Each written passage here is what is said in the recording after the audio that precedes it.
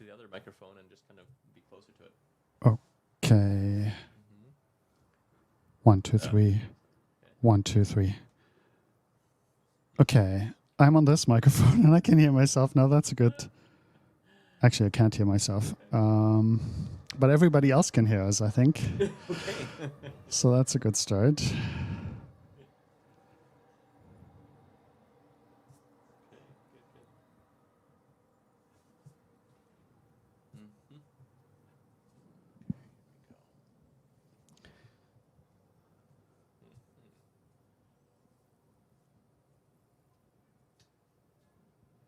You can't hear me either? One moment. Okay.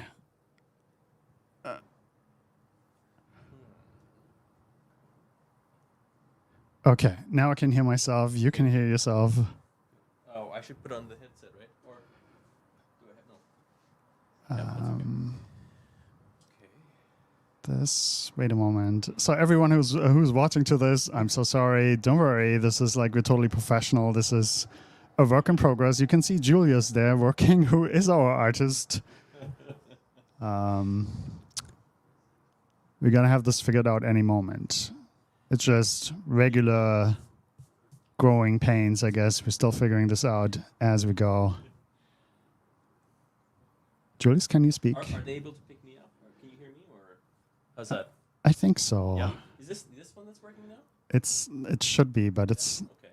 So I can see the. no. It shows you as muted. Wait. Now it works. Okay. So now you can hear me? No. All right. Wait. The audio level is all the way down. Let's. Okay, that might help. Now they can hear you. Oh, great. So I'm coming through. Yes. Okay, then we're awesome there. Good. Yay. Good. Okay, I guess I have a microphone or two that works. Oh my god. Hey, I'm Marcus. I'm with the Porpoise Conservation Society, and I'm here today with my friend Julius, who is on camera too. We're figuring this out very slowly as we go along. We'll get there. Thanks so much for watching.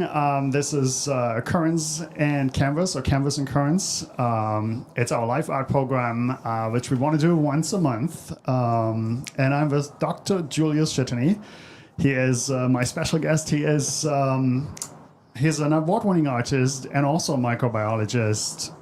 He has a PhD in microbiology. His work has been featured in the Smithsonian. Your murals are everywhere. You've been reproduced on stamps and on coins, and you've published books. Like, he's a really big deal, and I'm so happy to have him here today. We're going to talk about killer whales, and Julius is going to create a piece of art depicting killer whales, and we're going to talk to you wherever you are. We're broadcasting on 7 channels right now, so there's a lot of people watching, and we're so grateful for you to be with us today. Julius, can you tell us a little bit about what we're going to be seeing from you For sure. today? Sounds good. Thank you, Marcus. Yeah, this is exciting, guys. This is the first of our broadcasts of Canvas and Currents. And so this is Marcus's brainchild, and we both worked out some of the details with it, and I'm just really excited to see where this goes. On this first episode, we're going to be dealing with killer whales, or orcas, and we're going to talk about their fascinating biology, their conservation status and issues, and just some really neat things about orcas. These are some of the most fantastic animals on the planet, I think.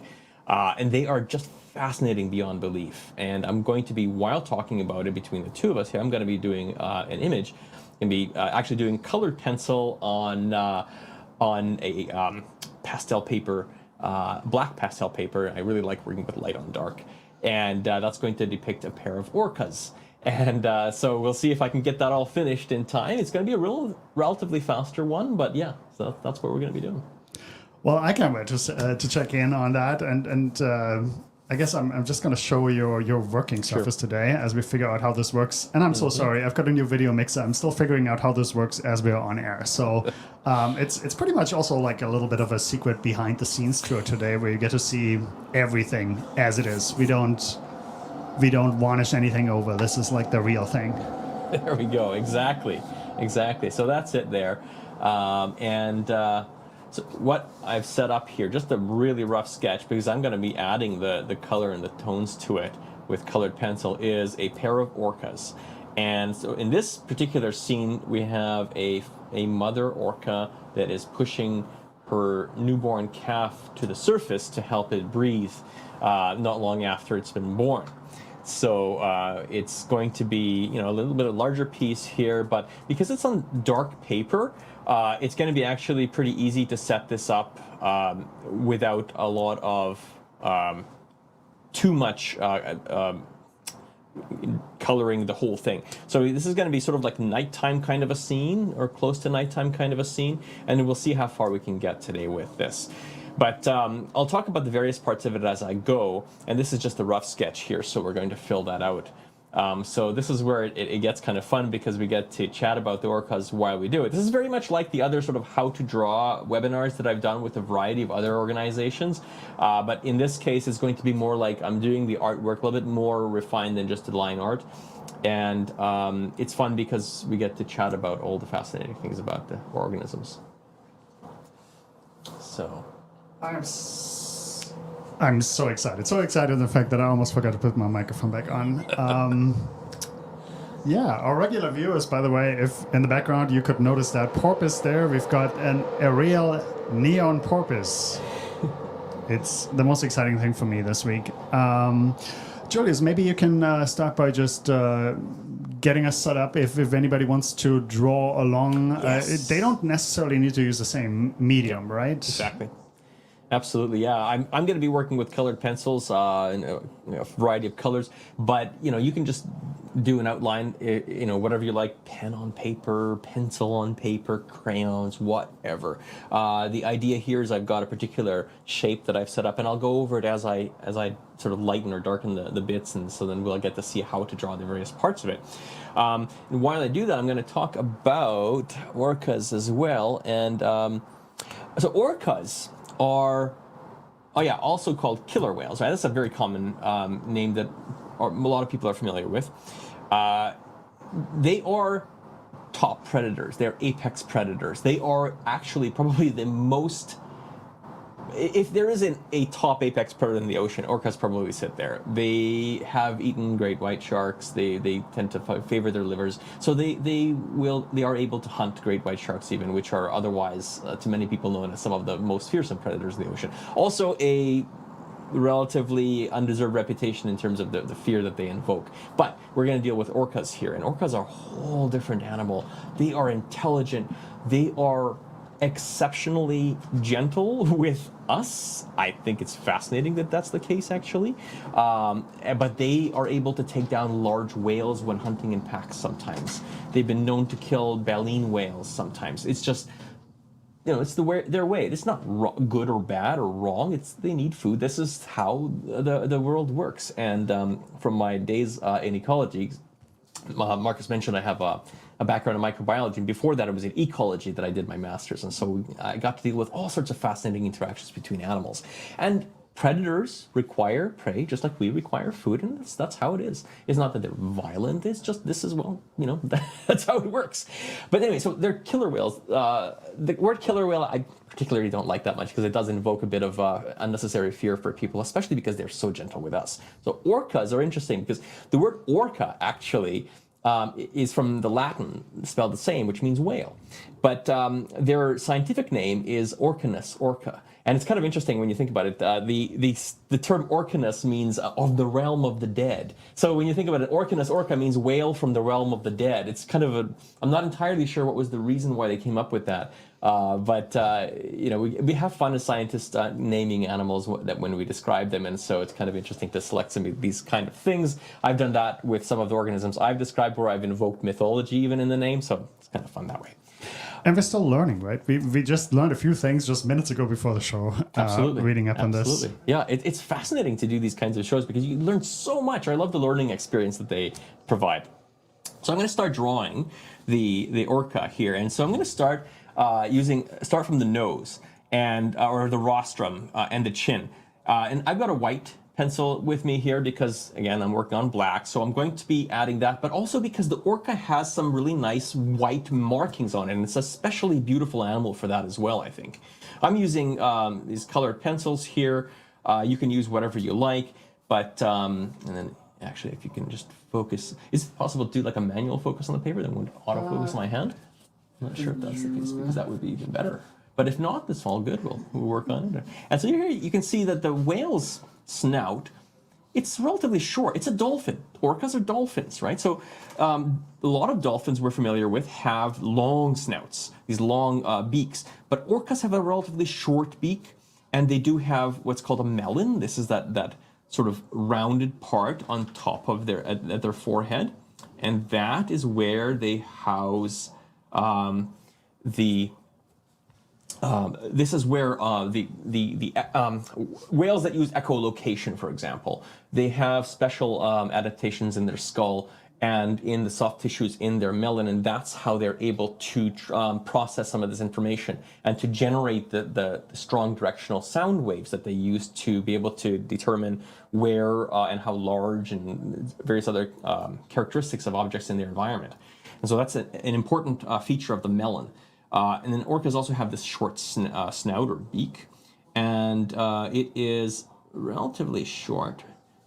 It's curved, with the mouth is very slightly underslung, which means it's slightly down below the tip, but very slightly. And then the mouth comes up into a very, very slight smile. This is kind of like a Mona Lisa smile they have, a very small amount. And then their eye is usually actually quite relatively invisible when you're looking at an orca because their black and white markings are so overwhelmingly noticeable. But I've put the eye in here, and it's almost right in line with the mouth. A lot of dolphins have that, actually. The eye is just about right in line with the mouth. But right behind the eye, there's this huge white patch.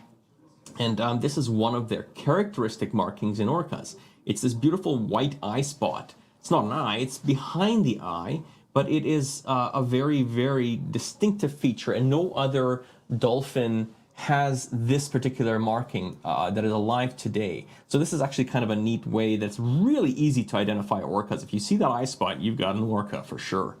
And so then they've got this rounded chin. Now, inside of their mouth, there are all these amazing, huge teeth, and they are apex predators. They really use those teeth effectively against their prey.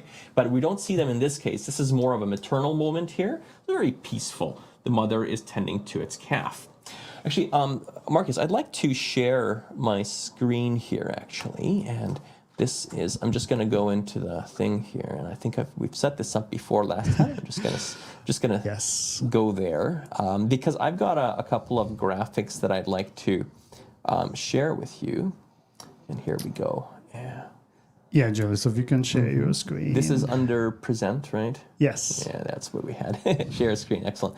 Okay, good. We totally know what we're doing. It's like... Yeah, this is all, This is... we're working it out, but yeah, exactly. Here we go, 2 others, and now I am, here we go. I can choose, okay. Okay, here we go. Did I already launch? Okay, here it is. Sorry, guys. This always takes a bit of a while. Looking to see if I can. I just want to say that if you're watching from wherever you're watching, you can leave comments through the platform where you're watching. So if you're watching on Twitter, I think you can just comment there. If you're watching on Twitch or on YouTube, you can just use the chat there. And the same is true for LinkedIn and all the other channels where we are. So wherever you're watching us from, you can leave your comments in the chat there, and Julius can see them, and I can see them. So, awesome. And I can see your screen. Yes. So what I'd like to point out here is we are talking today, especially about one group of orcas. Now, orcas are really diverse, actually. You wouldn't think of it if you looked at one. A lot of people think, orca, the one appearance, but they're really diverse in their appearance and in the genetic diversity. So what I have here is.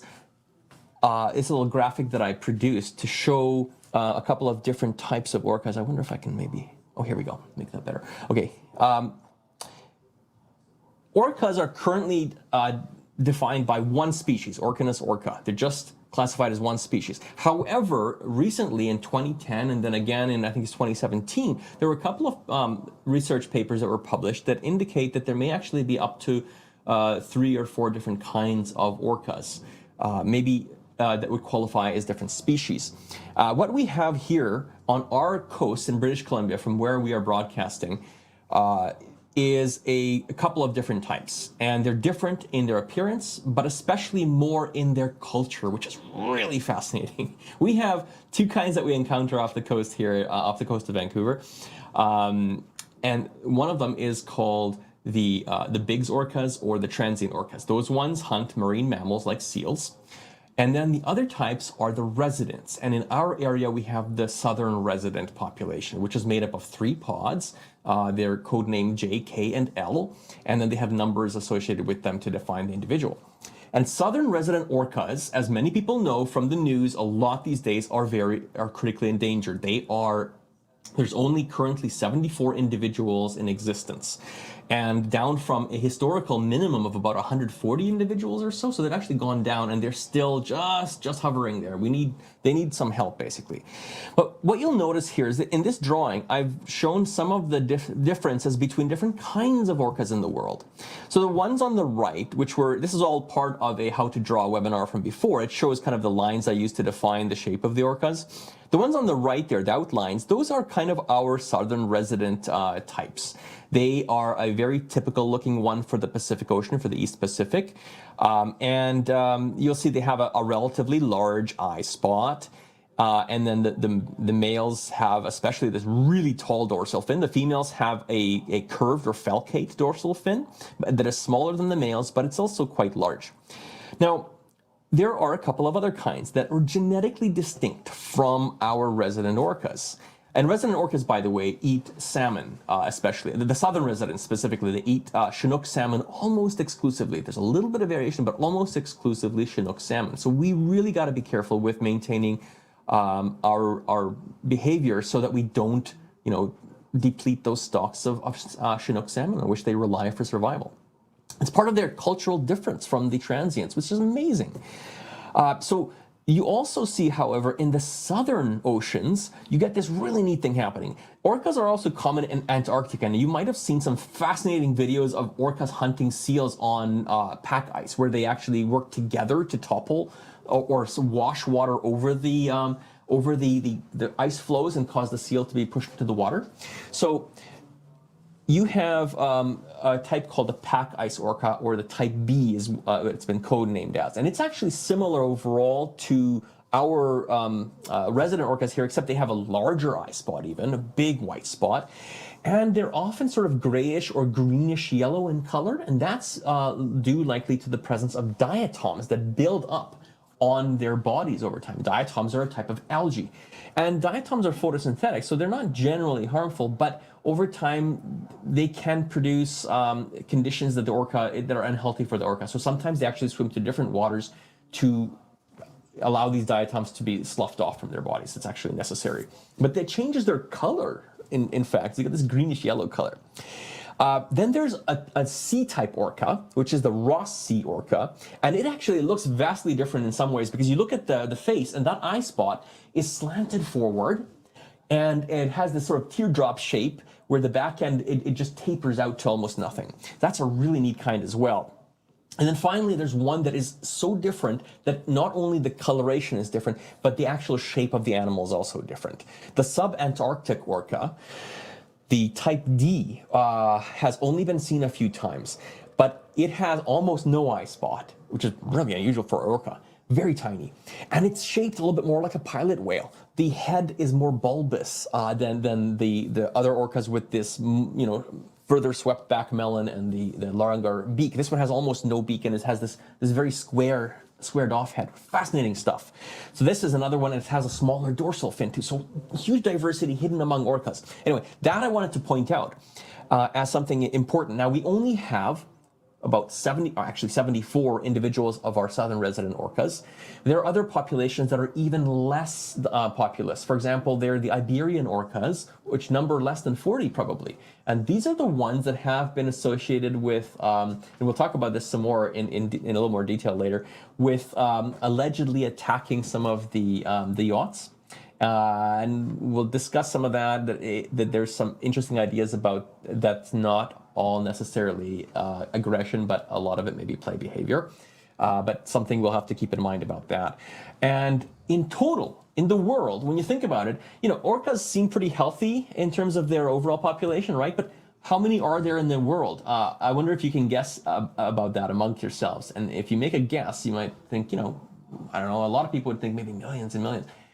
In fact, the entire population of orcas all around the planet, of all of these different kinds, is only about 50,000. That's tiny. That's like the size of a medium-sized town or a small city for humans. That's nothing. For animal populations, we talk about porpoises, right? Harbor porpoise, there's somewhere between 750,000 and 1 million of them in comparison. That's like more than an order of magnitude greater, more than 10 times as much. So orcas are actually not very common. This is sort of a thing that you often see with apex predators. They require a lot of prey. There are very much fewer of them than their prey typically. So that's sort of normal. But when we're talking about this small number globally, that means that they are actually there's a lot of threat they can face, and we have to take this very seriously because they can easily change numbers, right?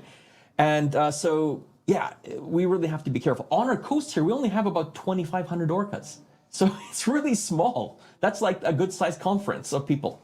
Again, we got to put this into context, everything. That this is why we're doing these kinds of outreach, because we want people to be aware of how vulnerable our neighbors of other species are. Very important.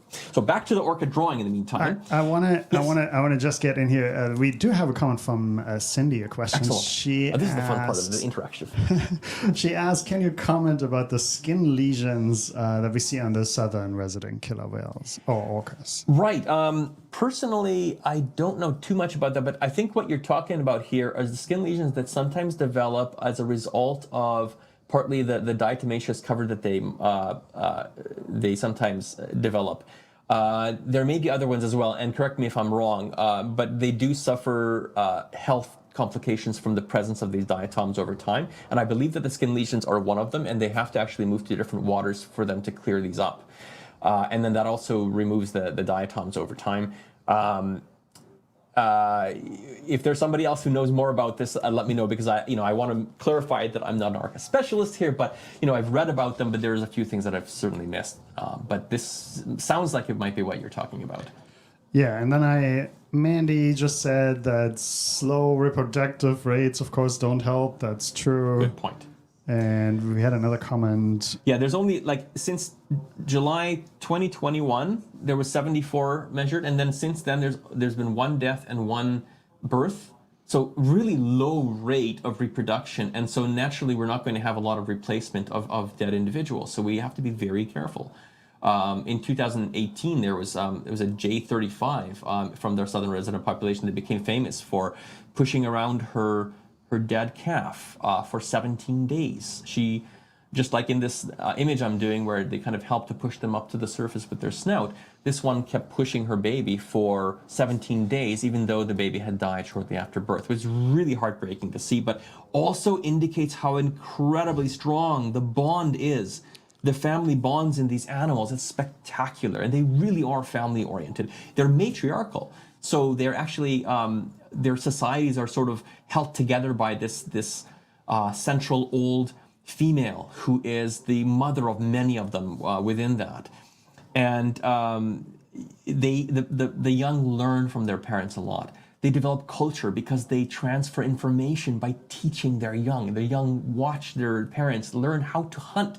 There are different dialects between orcas using their very complex communication by whistles and various kinds of sounds they make.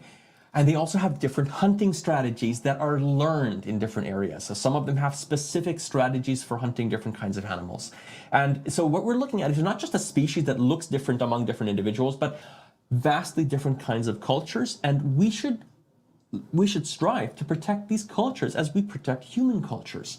They are no less important in many ways because they are entire other species, and their culture is worth preserving as well. And we can learn so much from them. So I'm actually going to be continuing the drawing here. So if we want to switch to that, we're going to see I'm putting in some of the highlights of the edges here. Now I'm not trying to put too heavy a line on the edge, because what I want to do ultimately is let the image speak for itself without the edges, but I want the shading to speak for defining the volume. So it's just light lines And then I'm going to add the tones to it as I go. But what you see here is after the mouth, so the top of the orca is generally black, beautiful jet black, except in those situations where the diatoms have accumulated on it. And in those situations, it tends to be a little bit of yellowish greenish. But in general, it's a jet black. Underneath, it's bright white. And there's this beautiful sharp line between the two halves. And so what we have here is that's basically the shape of the head of the animal. And then right behind the head, not long after that eye spot, is this pair of pectoral fins, or flippers. They're called flippers in whales. And they are homologous or derived evolutionarily from the same structures embryologically as our hands and arms. So they are the equivalent of the hands. In fact, whales evolved amazingly from land-dwelling mammal ancestors way back in the Eocene, or maybe even the Paleocene. So long ago, over 50 million years ago. And in those predecessors, they look nothing like whales of today, actually. They ran on the ground. But over time, their descendants became better and better adapted for life in the water, going through a stage that resembled something like a crocodile or a giant seal, through to fully aquatic ones that nevertheless require air to breathe. They have no gills, right? And now the ones that survive today all look like really well-adapted organisms that can swim in the water. But there's a blowhole on top, which is right around here, and that is the equivalent of their nostrils that take in air and then take in oxygen-rich air and expel the carbon dioxide-rich breath that they exhale. So here we're going to move this over a bit to show more of the body, and it kind of thickens a bit toward the dorsal fin. So we've got both of the flippers here, and then I'm adding some more bodies. I go further back. Then it starts to narrow and taper back down a little bit after the dorsal fin. I haven't put the dorsal fin in yet. Remember I mentioned that males and females have different sized dorsal fins and different shaped? Well, here we go. This is where we can see that it's a female, because if I draw the dorsal fin, it's what we call falcate, which is kind of hooked, kind of bent backward in this case. And it's not terribly tall. It's impressively tall for a dolphin. Not many dolphins have proportionally this high dorsal fins. They're beautiful. But in females, they're shorter than that of a male. Males have this incredibly tall and very straight dorsal fin relatively. It's an interesting way, an easy way to distinguish between really adult males and females in a pod. And of course, a pod is a group of whales, right? So there we go. So that's the female dorsal fin. We're going backward now along the back of the torso. And then here, as we near the flukes or the tail, we're going to have another marking on it. The marking is this also very distinctive sort of backward swept, what would you call it? Kind of like how Canada geese have that white sort of thing under their chin, almost like a strap to like a chin strap sort of thing. Well, it's kind of like that, but it's really big. It's a large backward pointed, like a wave, cresting wave. And then at the bottom, there's this stripe of white that connects that to the belly back from the pectoral fins or the flippers. And then after this wave-shaped sort of saddling mark underneath their belly, there's a short little bit of white in the center of the belly. And then it stops.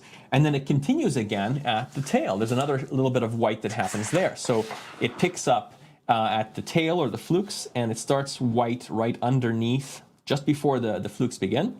And then the bottom of the flukes or the tail, the sort of the tail flipper, we call them flukes, is mostly white with a black rim on the underside. But on the upper side, it's black, jet black.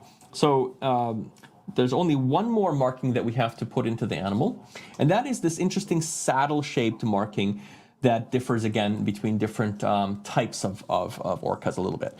So it kind of starts out just behind the dorsal fin, and it sweeps forward, and is shaped kind of a little bit vaguely like a saddle. And it's much fainter than the white markings elsewhere. It's just basically usually grayish. But these other marks on the underside are bright white. Interesting thought now. Why would we have lighter colored undersides or white undersides in animals?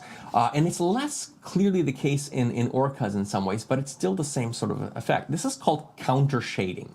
Counter shading is very important for animals living on land and in the water, because what it does is cancel out the whale's own shadows by the bulk of its body from its underside. And that's important because that makes it basically vanish into the background when you see it from a distance underwater, because there's less of a difference between the bright upper side and the dark underside caused by sunlight hitting the top and then shadow on the bottom. If you brighten the bottom of the animal, that means that change is less obvious, and the whale kind of more looks like a single tone altogether. That's important for predators hiding from their prey and prey hiding from their predators. So that is employed here as well by orcas.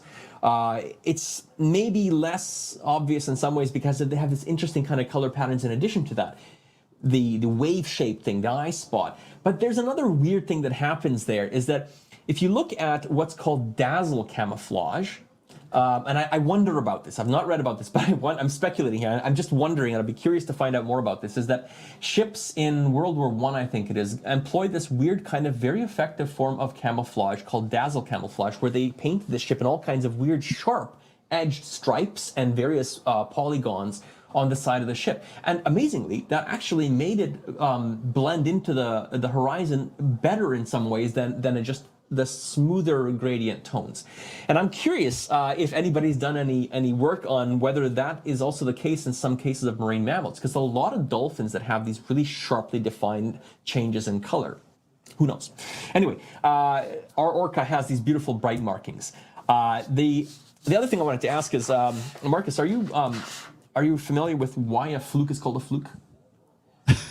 No, actually, that's a good one. I have no idea, honestly. Well, this is interesting because I just looked this up recently, and a fluke actually comes from the German Flügel, which means... No way. It means wing. Exactly. So it does look a lot like a wing. Actually, it looks like bird wings. Whales' flukes look a lot like bird wings, and in fact, that is the derivation of it. So there we go. A little bit of an etymology lesson there as well we have, so it's kind of fun. I just want to remind everyone, if you have any comments or any ideas, if you want Julius to do something, or me for that matter, or if you have any questions about killer whales or orcas, today's your chance. So please use the chat function or the comment function, depending on which platform you're watching on, and let us know. Awesome. I can't stand on my head, so just a fair warning there. It would be really, really messy, so I'm not going to be able to do that. But I will draw. So let's start adding some of the tones to the animal. This is where it gets fun. This is the part that I really enjoy. So here we go. A couple of things to remember. As I'm starting to add the tones onto the animal, because remember I wanted that to speak mostly to the final image of appearance of the drawing. It's bright white at the bottom, but we're also dealing with the shadows of the animal on itself. Okay, so we can't just make it bright white all the way. So what I do is I start to shade, and I'm using the side of the pencil because, and this is really nice textured paper, so it picks up color really nicely like this, or picks up the pigments nicely, and distributes them in a way that minimizes the amount of those lines that result when you use a pencil and just kind of go shade back and forth. I want to minimize that. I want to make it smooth looking. So using the side of your pencil is actually often very effective for that. And as I mentioned, having a textured paper, this is meant for pastels, but it works really well for colored pencils as well. That tooth to the paper, that roughness is useful because it breaks up these lines visually. And so you have this much smoother tones happening. So again, I'm not making it bright white right away because I am starting with a tone that's closer to that at the very bottom of the animal, where you have the greatest amount of shadow. Now, if this animal is out at sea in deep water, the underside of the animal will in fact be the darkest part.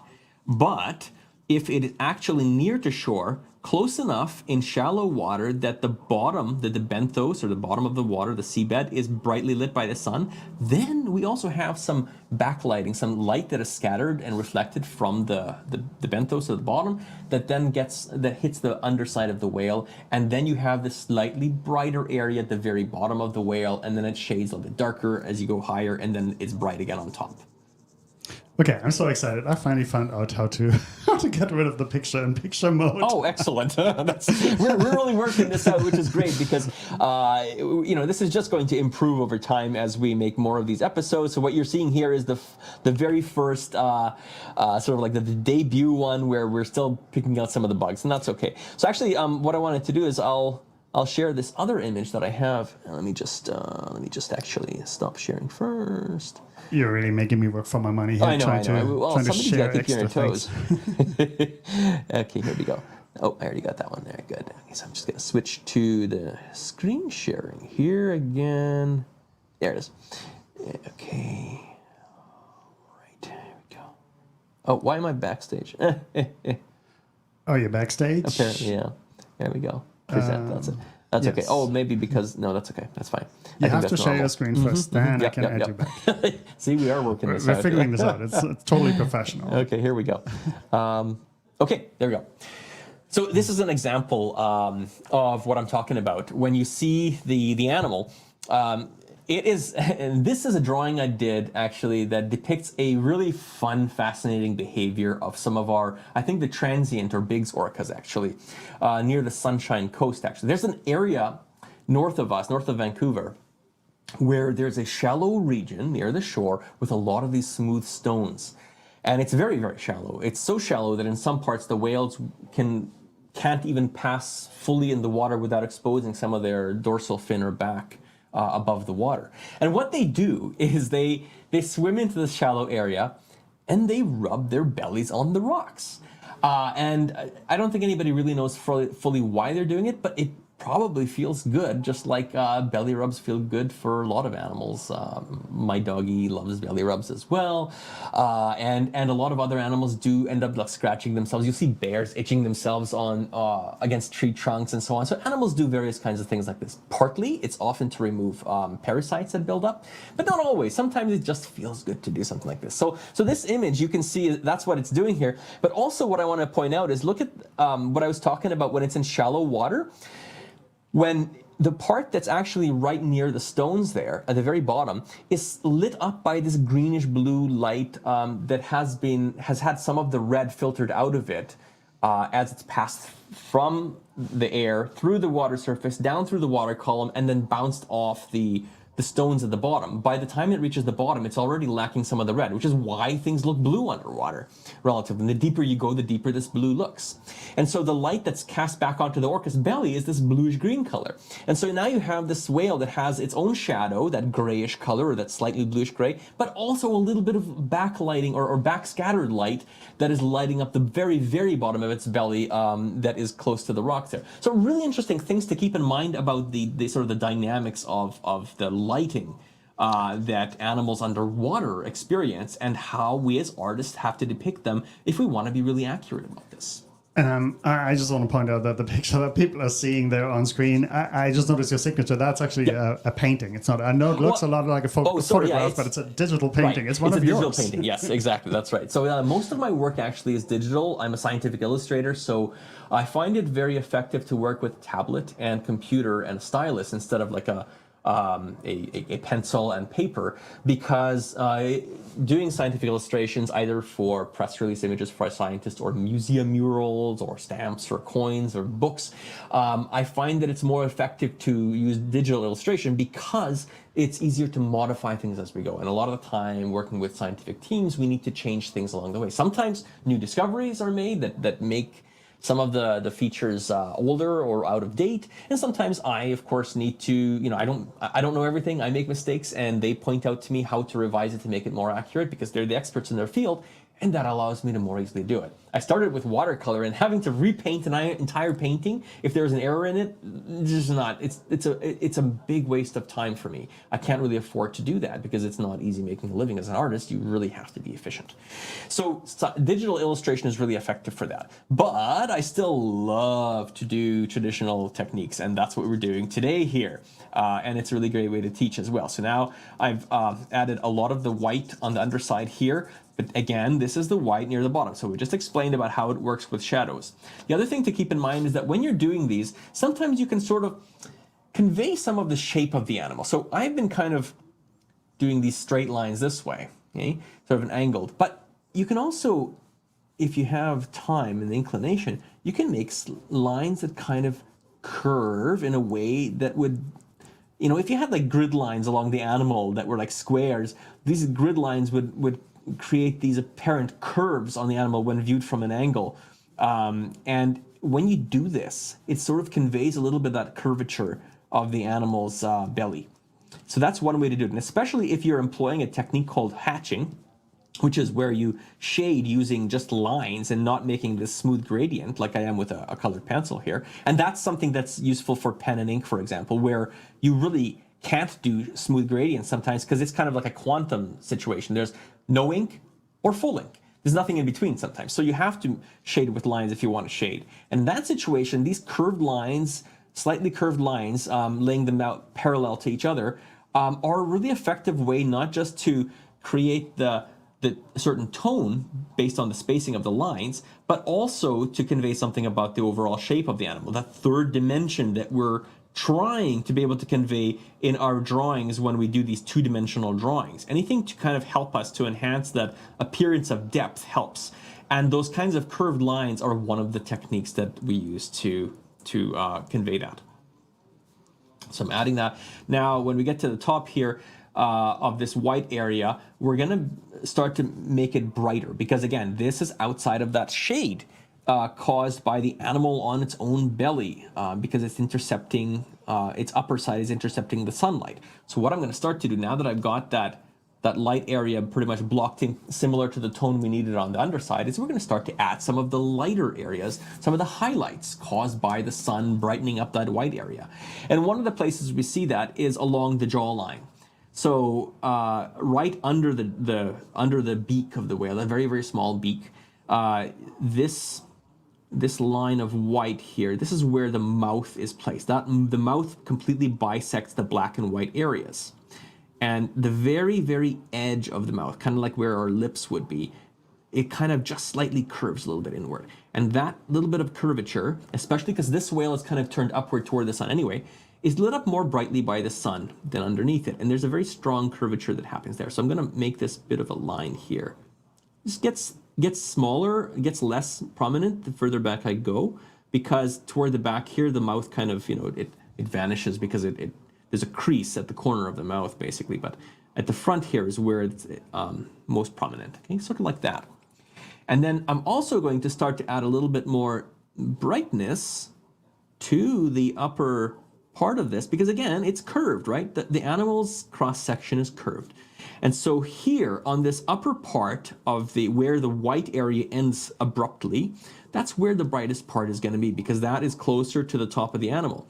Over here, in some places, it's actually facing sideways, right? It's pointing out toward the side of the ocean, not toward the surface.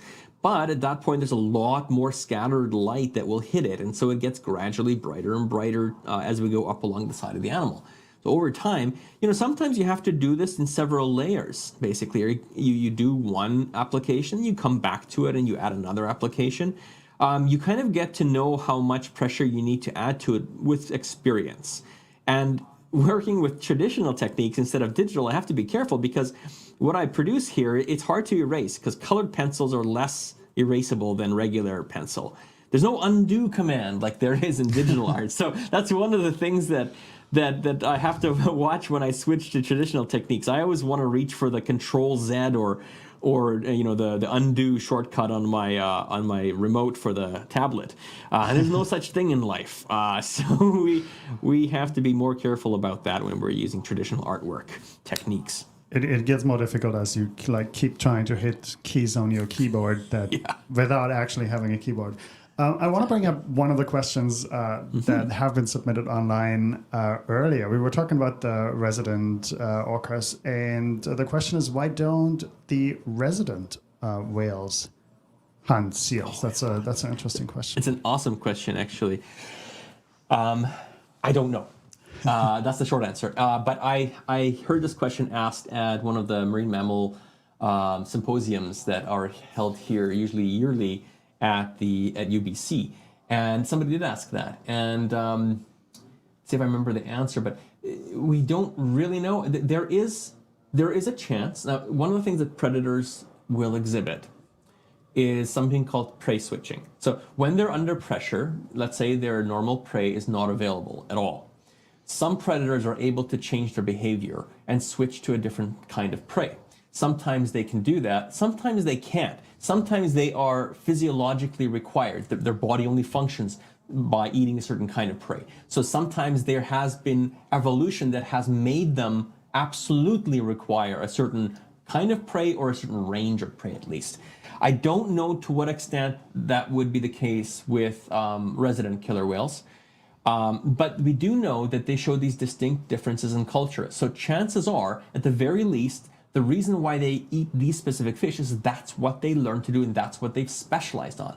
Now, I wonder whether they'd be able to switch to another form of fish or mammals if they were required to, in case, let's say, Chinook salmon became so depleted that they no longer could survive on them. One of the problems is that you have two types of orcas here. We have the bigs, or the transients, and the residents.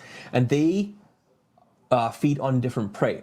And this is something that we see a lot in populations of animals, populations or species that are able to coexist.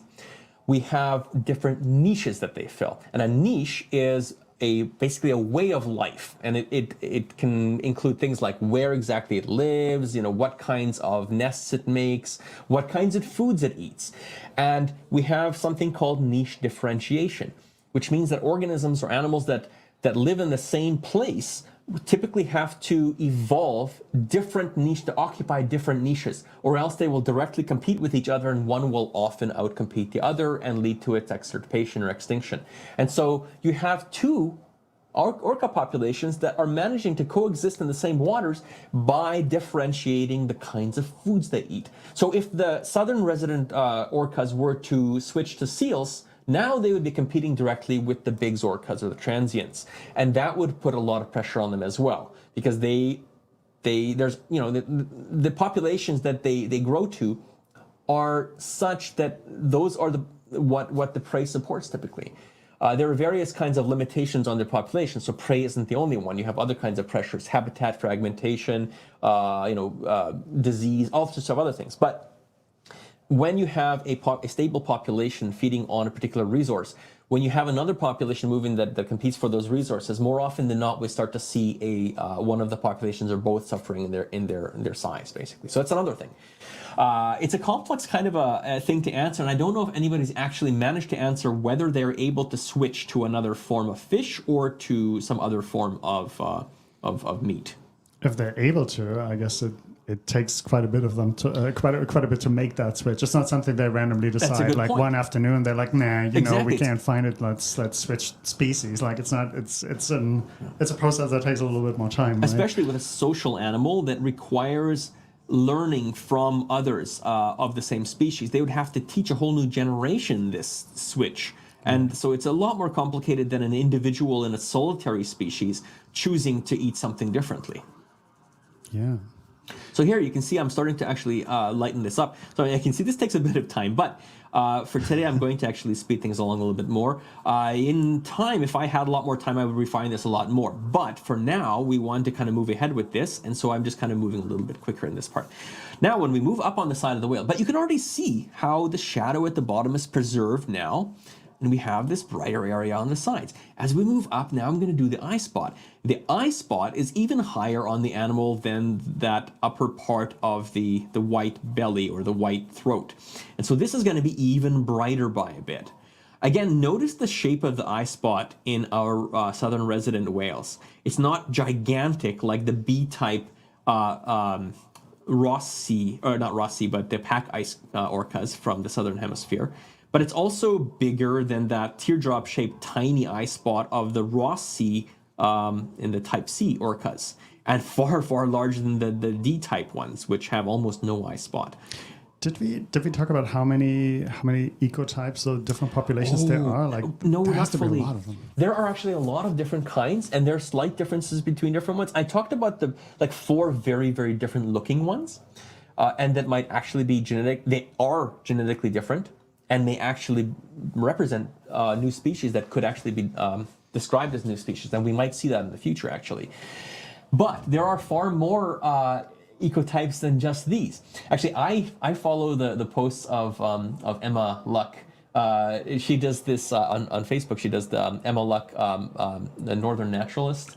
Yes. I think it is, and just she was a contributor for the Porpoise Conservation Society too at some time, so wonderful. I know her as well. Yes, she has from Alaska. She's from Alaska, and she sees killer whales and porpoises, Dow's porpoises, harbor porpoises there all the time. She's a wonderful illustrator. She does all of her own work, and she has wonderful posts that share all kinds of fascinating information about different ecotypes of orcas and different kinds of things that are current in the news. It's really fun to follow. So that's a great person to see. The other one I follow a lot is Jackie Hildering, the marine detective, and she always notifies us whenever there are there's these underwater microphones that are in certain locations, and sometimes they'll pick up the songs of whales like humpbacks or orcas, and she'll often notify us when they're active and making these beautiful songs, and so you can then listen into these underwater microphones and live hear what's happening under our waters with these beautiful whale songs happening right then.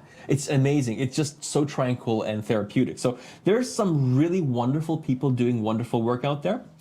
The other thing I would like to mention here is that this drawing that I'm doing right now, I'm going to dedicate it to my friend Andy, who is an absolute force of nature when it comes to conservation, biological conservation.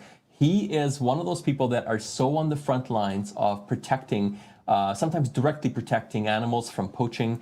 Also does spectacular work in humanitarian work, protecting human populations from terrible kinds of things that happen during wars and such. But I just want to say that there are some individuals. Now, we can all do absolutely spectacular work, and don't let anybody ever tell you can't. But Andy's the kind of person that is so incredibly inspiring to me.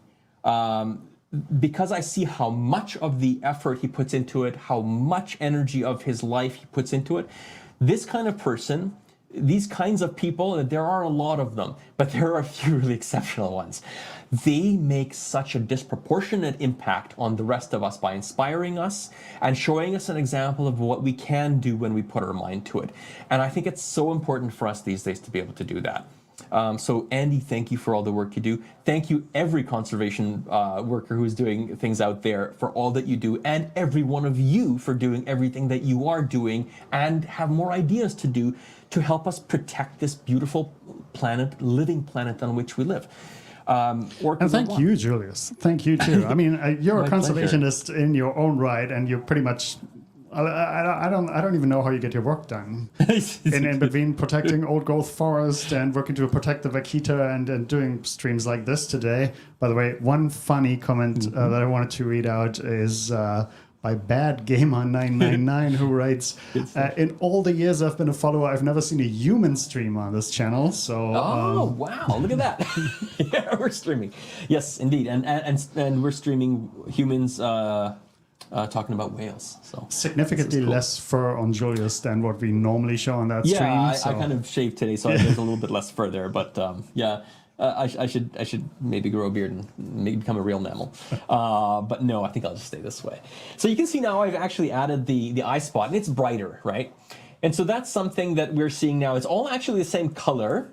But in fact, the highlights of the sun are kind of neat in their effects. And this is what gives us this feeling of volume. Our brains are programmed to interpret these differences in tone, not as different colors on the same individual, but to put it into the context of lighting. And it shows and it conveys to us, to our brains, the shape of the animal, given the lighting conditions in which we are existing.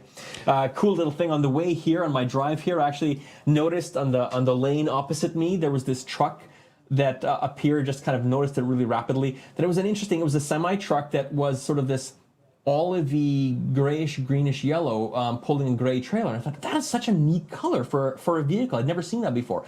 And in a split second, it changed. It suddenly became yellow, pulling a white trailer. And it was an example of how my brain had failed to notice at first that it was in the shade. I saw all the other cars in sunlight. It was in the shade, and so my brain immediately assumed it was lit up like the rest of the cars, and was in fact a sunlit yellowish olive, where in fact it was a yellow truck that was in the shade and looked more olive color. So your brain can sometimes pull these funny tricks on you when you don't realize the conditions under which you're existing.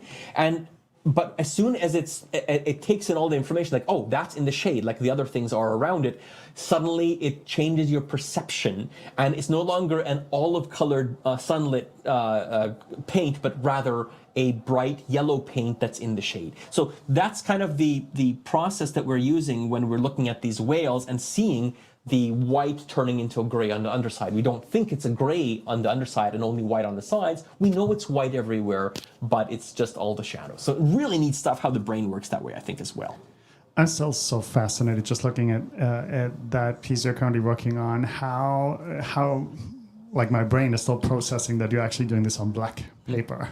Because the animal conveniently is black and white. Yeah, There's exactly. like no shades of gray. It's like literally just black and white. Well, the saddle behind the dorsal fin is usually a little bit of a shade of gray, but for the vast majority is actually all, as you say, black and white, and sharp edges too.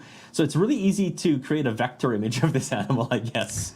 The other thing I wanted to say.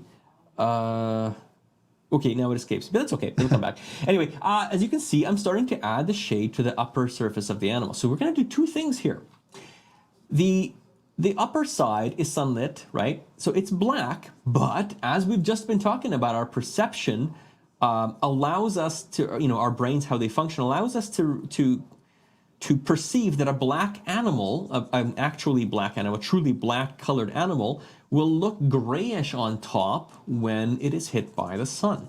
This is very close to the surface of the water too. It's like just under the surface. Remember, it's pushing its calf to the surface to breathe. So there's going to be the minimal effects of the water absorbing the redder colors from the spectrum. And so, in fact, it will be very close to gray rather than sort of a bluish tint. If it was deeper down, you would see more and more blue colors in these kinds of highlights. But right now we're very close to the surface, so the water is almost fully transparent under those short distances. So as I mentioned, we're doing two things here. One is to add this bit of highlight to the upper surface, just kind of a slight amount. You don't want to overdo it because it is a black animal, and even when it's brightly sunlit, it won't go much more than just kind of a light gray. Or even a medium or dark gray, depending on the lighting conditions. But the other thing that we're going to do, and I love doing this part, is we're going to illustrate what are called caustics. Caustics are those dancing lines, curved lines of light that are thrown onto the back of animals and other objects, including the seabed, when they're near to the surface of the water and result from the sun. This happens almost exclusively under brightly sunlit conditions. The result of the sun's rays, when they penetrate through the water, especially through wavy water, being bent a little bit, refracted, right? And as they're bent, the waves, because they're complex in shape, some wave angles bend the sunlight a certain way, and then some wave angles bend it a different way. So you're getting what's happening, it's a lensing effect. And so some areas, when it's a curved wave, it'll focus the light into these bright lines and dots on surfaces below the surface. Surfaces below the surface. Surfaces of other things below the surface of the water. And in between those bright lines, there will be relatively darker areas because there the waves actually bend the light away from those surfaces. So you get this complex network pattern that's always dancing and changing shape on the surface of objects underwater. And that's what we're going to do here. We're going to show those caustics, those lines, and I love working with it. It's also a major pain for many artists because getting these caustics the right shape is a real challenge. You have to look at many photographs. It's one thing to look at a video of caustics or just kind of in person see them dancing on the surface of an object. But when you see the stills from these videos, or if you take photographs, you get certain particular shapes, and there's certain shapes that work and other ones that don't. So you can't just put a bunch of parallel lines, for example, and say that works, unless you have very parallel waves, in which case that's exactly what would happen. But the ocean surface is covered by all kinds of waves. And right away you realize that because these waves can be in different shapes and sizes, the caustic shapes and patterns can vary an enormous amount depending on the weather conditions. And so what we're going to do is remember that in a calm sea, you almost get no caustics. In these long, low waves of very nearly calm water, you can get these larger caustics that penetrate deeper but are hardly visible at the surface because they focus far, far deeper down. And with very rippling water, just this randomly rippling waves, you can get caustics that are all kinds of different shapes. The size of the wave determines the size of those caustic networks. So I'm gonna, if we focus back again onto the image here, I'm gonna start to show you what's happening. So I'm gonna portray this in a situation where there are a lot of little ripples. And when an animal breaks the surface and creates those concentric circles of ripples, that also creates certain sets of caustics. So now this is before the little whale has hit the surface, so we're not actually going to worry about that right now. But remember that this surface is going to have lots of waves, little small waves. So what we're going to do is remember that those ones have lensing effects of various sizes depending on the wave, and they're going to, in our case, they're actually going to focus things into a variety of patterns, relatively sharp patterns onto the back of the whale. And so these caustic patterns, I love drawing them, but they are also very challenging, as I mentioned. Think of the very different ways in which waves can interact with each other. They move in all different directions. It's not just that they move in one direction. They're coming in all directions and they're interfering with each other positively to make bigger waves and negatively to make troughs or smooth water. And then they just kind of pop up all over the place as a result. You're getting waves moving in different directions, hitting each other, and that's what's causing the complexity of the wave structure on the surface. And that's what is resulting in the complexity and the specific shape of these caustics on the surface of the animal. So I love these kinds of optics rules and trying to use them to create artwork. And so you can draw these lines on the back, but they're curved. Two things, they're curved on their own anyway, but they're also curved because they're going over the curved back of the animal. So we're also implying some of the curvature, the depth of this animal. So you're trying to think in sort of different dimensions. You're trying to portray these curved caustics accurately, but also overlaying an additional curvature onto them. So there's going to be this bias of curvature that is kind of like this. But in addition to that, you have these sort of lens-shaped caustics that kind of overlap with each other, and then they kind of twist in different ways as well. And one other thing, when they come down along the side of an animal with a round cross-section, remember that at some point the animal no longer gets sunlight directly on its back, but in fact, you start to encounter shadow. And anywhere where there's shadow on the animal, there are absolutely no caustics, ever. Because caustics only result from direct sunlight hitting that spot. Bright light, whatever the source of the bright light is, hitting that spot. So shadow is completely free of caustics. Remember that. We never put caustics underneath an animal. And as we near that area where it goes from sunlight to shadow, which is actually somewhere around here, because remember, the black is going to be darker here, even though we have some of the light on top. It still means that sunlight is hitting this side here a little bit, but not much. That means that the black here is looking more black. But the caustics go about as far as the sunlight, actually exactly as far as the sunlight does.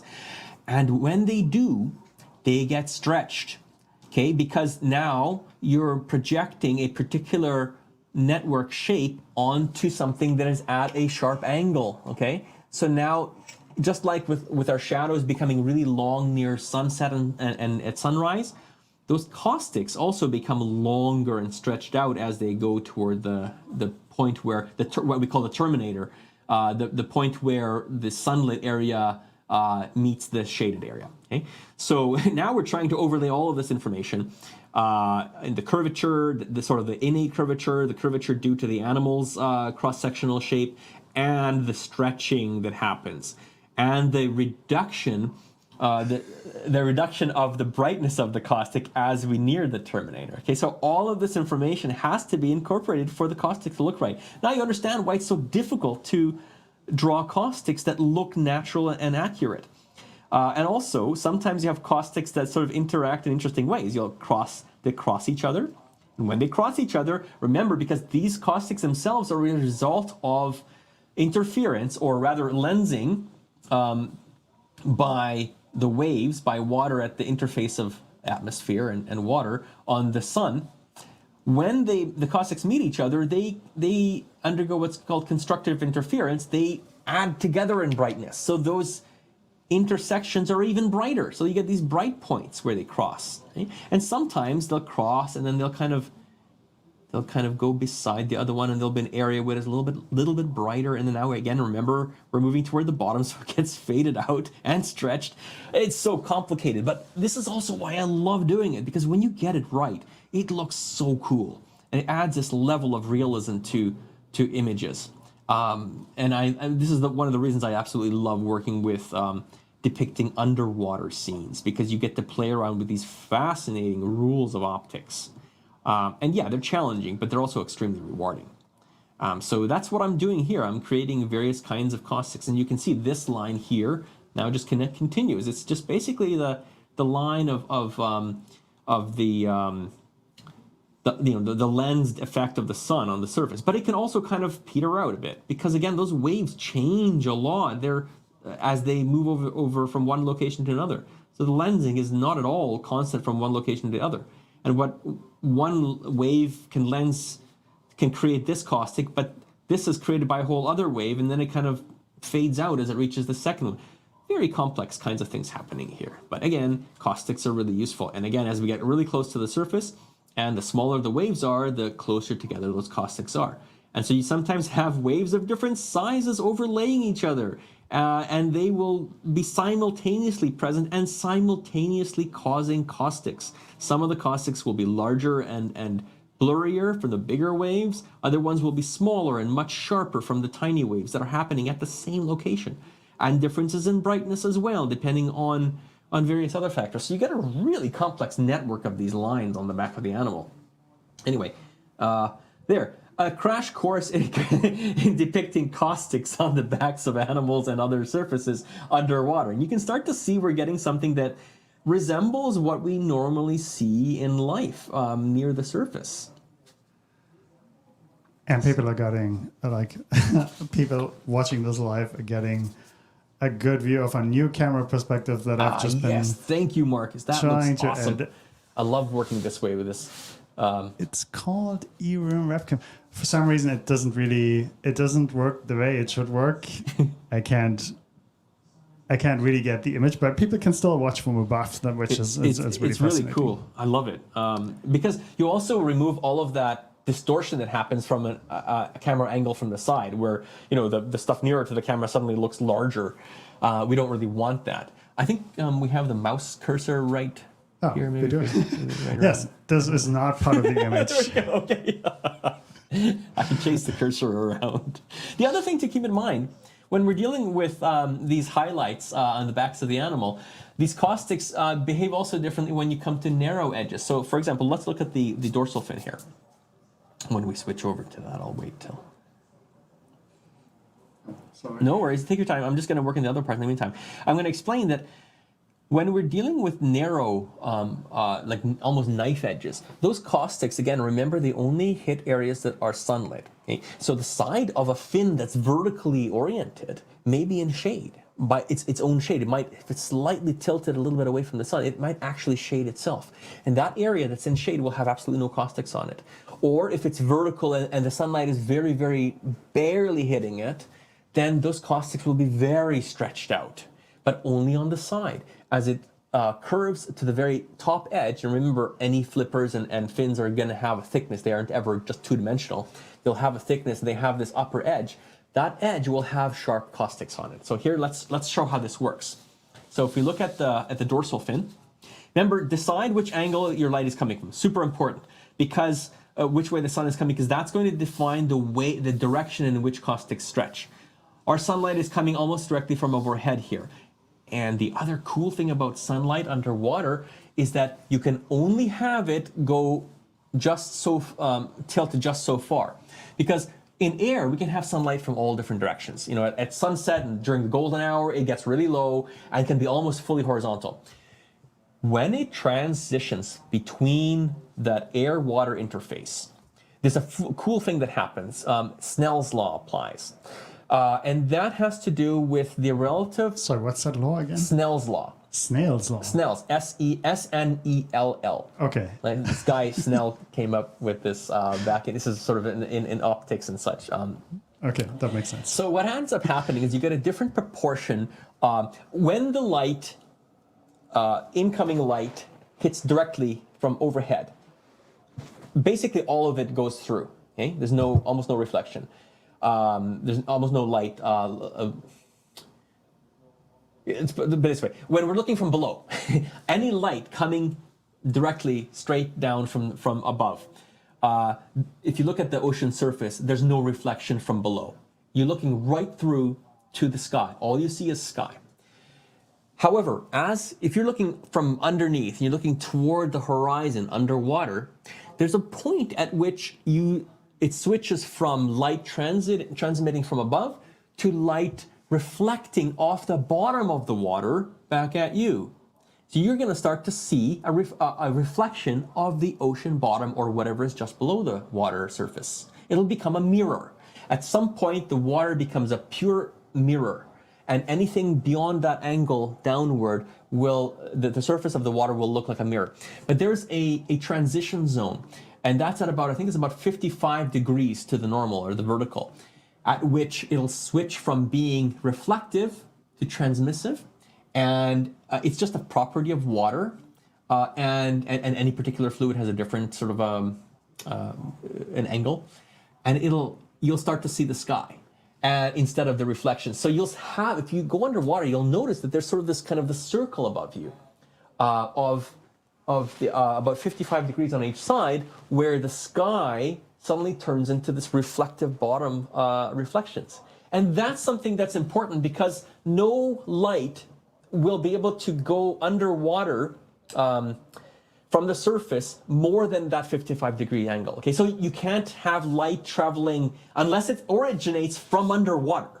If it's underwater light, you can have any angles, right? But if it's light coming from the sun, there's a maximum horizontalness that this light can be, and that's about 55 degrees. That's an official word now. Yes, horizontal. Just coined a new word here. Yeah, you heard it here first.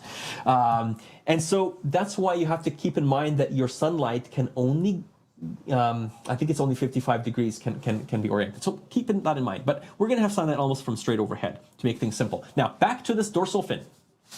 We're going to have bright, sharp caustics on the top edge. And here we have to kind of decide how far apart they're going to be. And I look at the ones that I've set up here, and I want consistency. So I'm going to have a similar distance between them, and not regular. There's irregularity, okay?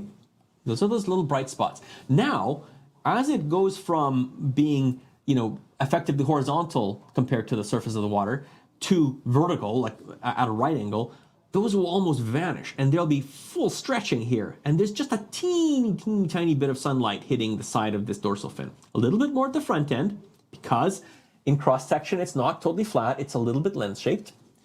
And so a little bit more toward the front, and then it'll kind of vanish toward the back there, because again, this back part here is curved a little bit away from the sun, and it is in full shade. So really funky effects that happen here. Okay? So there can be very, very sharp caustics at the top, and then they change to this really long stretch stuff. That's all we see. And angles of the caustics down here are also very, very, very almost vertical. Anything that is normally at an angle. Okay? So really cool things about the way that light interacts with water. And we would continue that along the back. Now, here, again, at the back here, I mentioned we have this saddle shape, and this is kind of gray. So I'm going to, it's a light gray kind of. So I'm going to give it an overall color first, an overall tone first, sorry. Color and tone. Oh my God, there's so many fun things I can talk about color when it comes to that, and tone. So we have tone, which is the relative brightness. Hue, which is kind of like the wavelength. If you define color as pure wavelengths, it would be like, the red, orange, yellow, and all those, right, the rainbow. Okay, so that's where along the rainbow it is, that's hue.